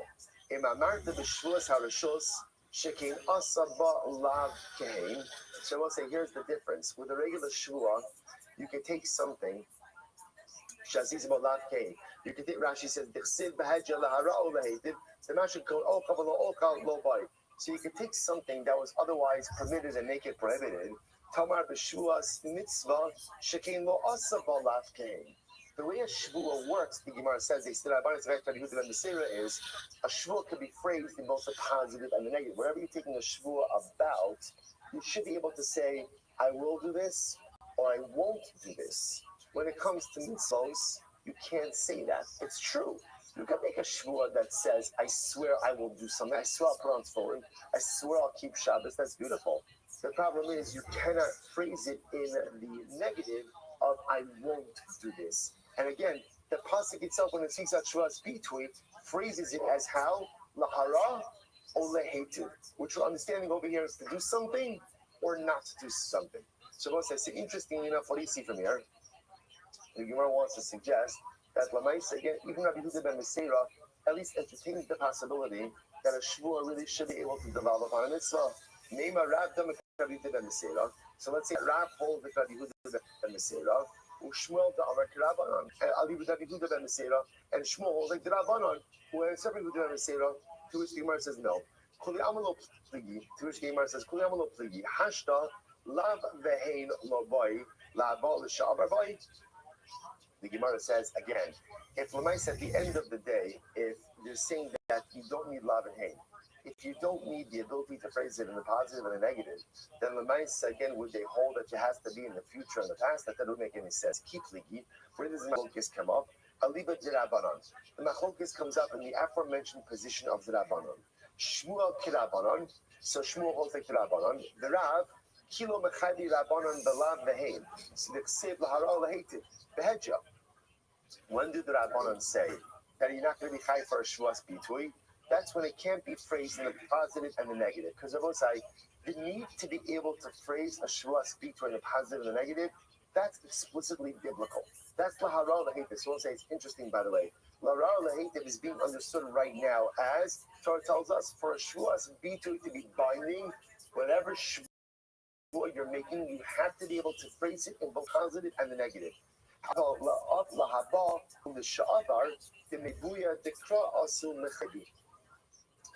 Gemara says, however, when it comes to Lahabal Shavar, now we'll say, where do we learn out that a shvuah has to be both future and tense? Where do we learn that out from? That's not explicit. Where is that learned out from? That's not from a ribui. What's the ribui?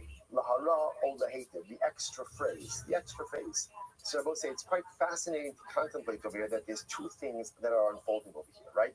So here's what you know. There's a Shuas Bitui. Shuas Bitui is a declarative Shvuah. Now, the fundamental machlokes is one of the components of that Shvuah. So it seems to be the one piece that almost everyone, maybe not Rabbi Yehuda ben Meseir, but the one piece that everyone agrees on is Laral Lahativ teaches me that what? In order for a Shuas Bitui to be binding, you must be able to phrase it in both the positive and the negative. Now, interestingly enough, there's another reason, right? What do you do with that? So again, Rabbi Akiva uses. Rabbi Shmuel seems not to darshan it in our Mishnah.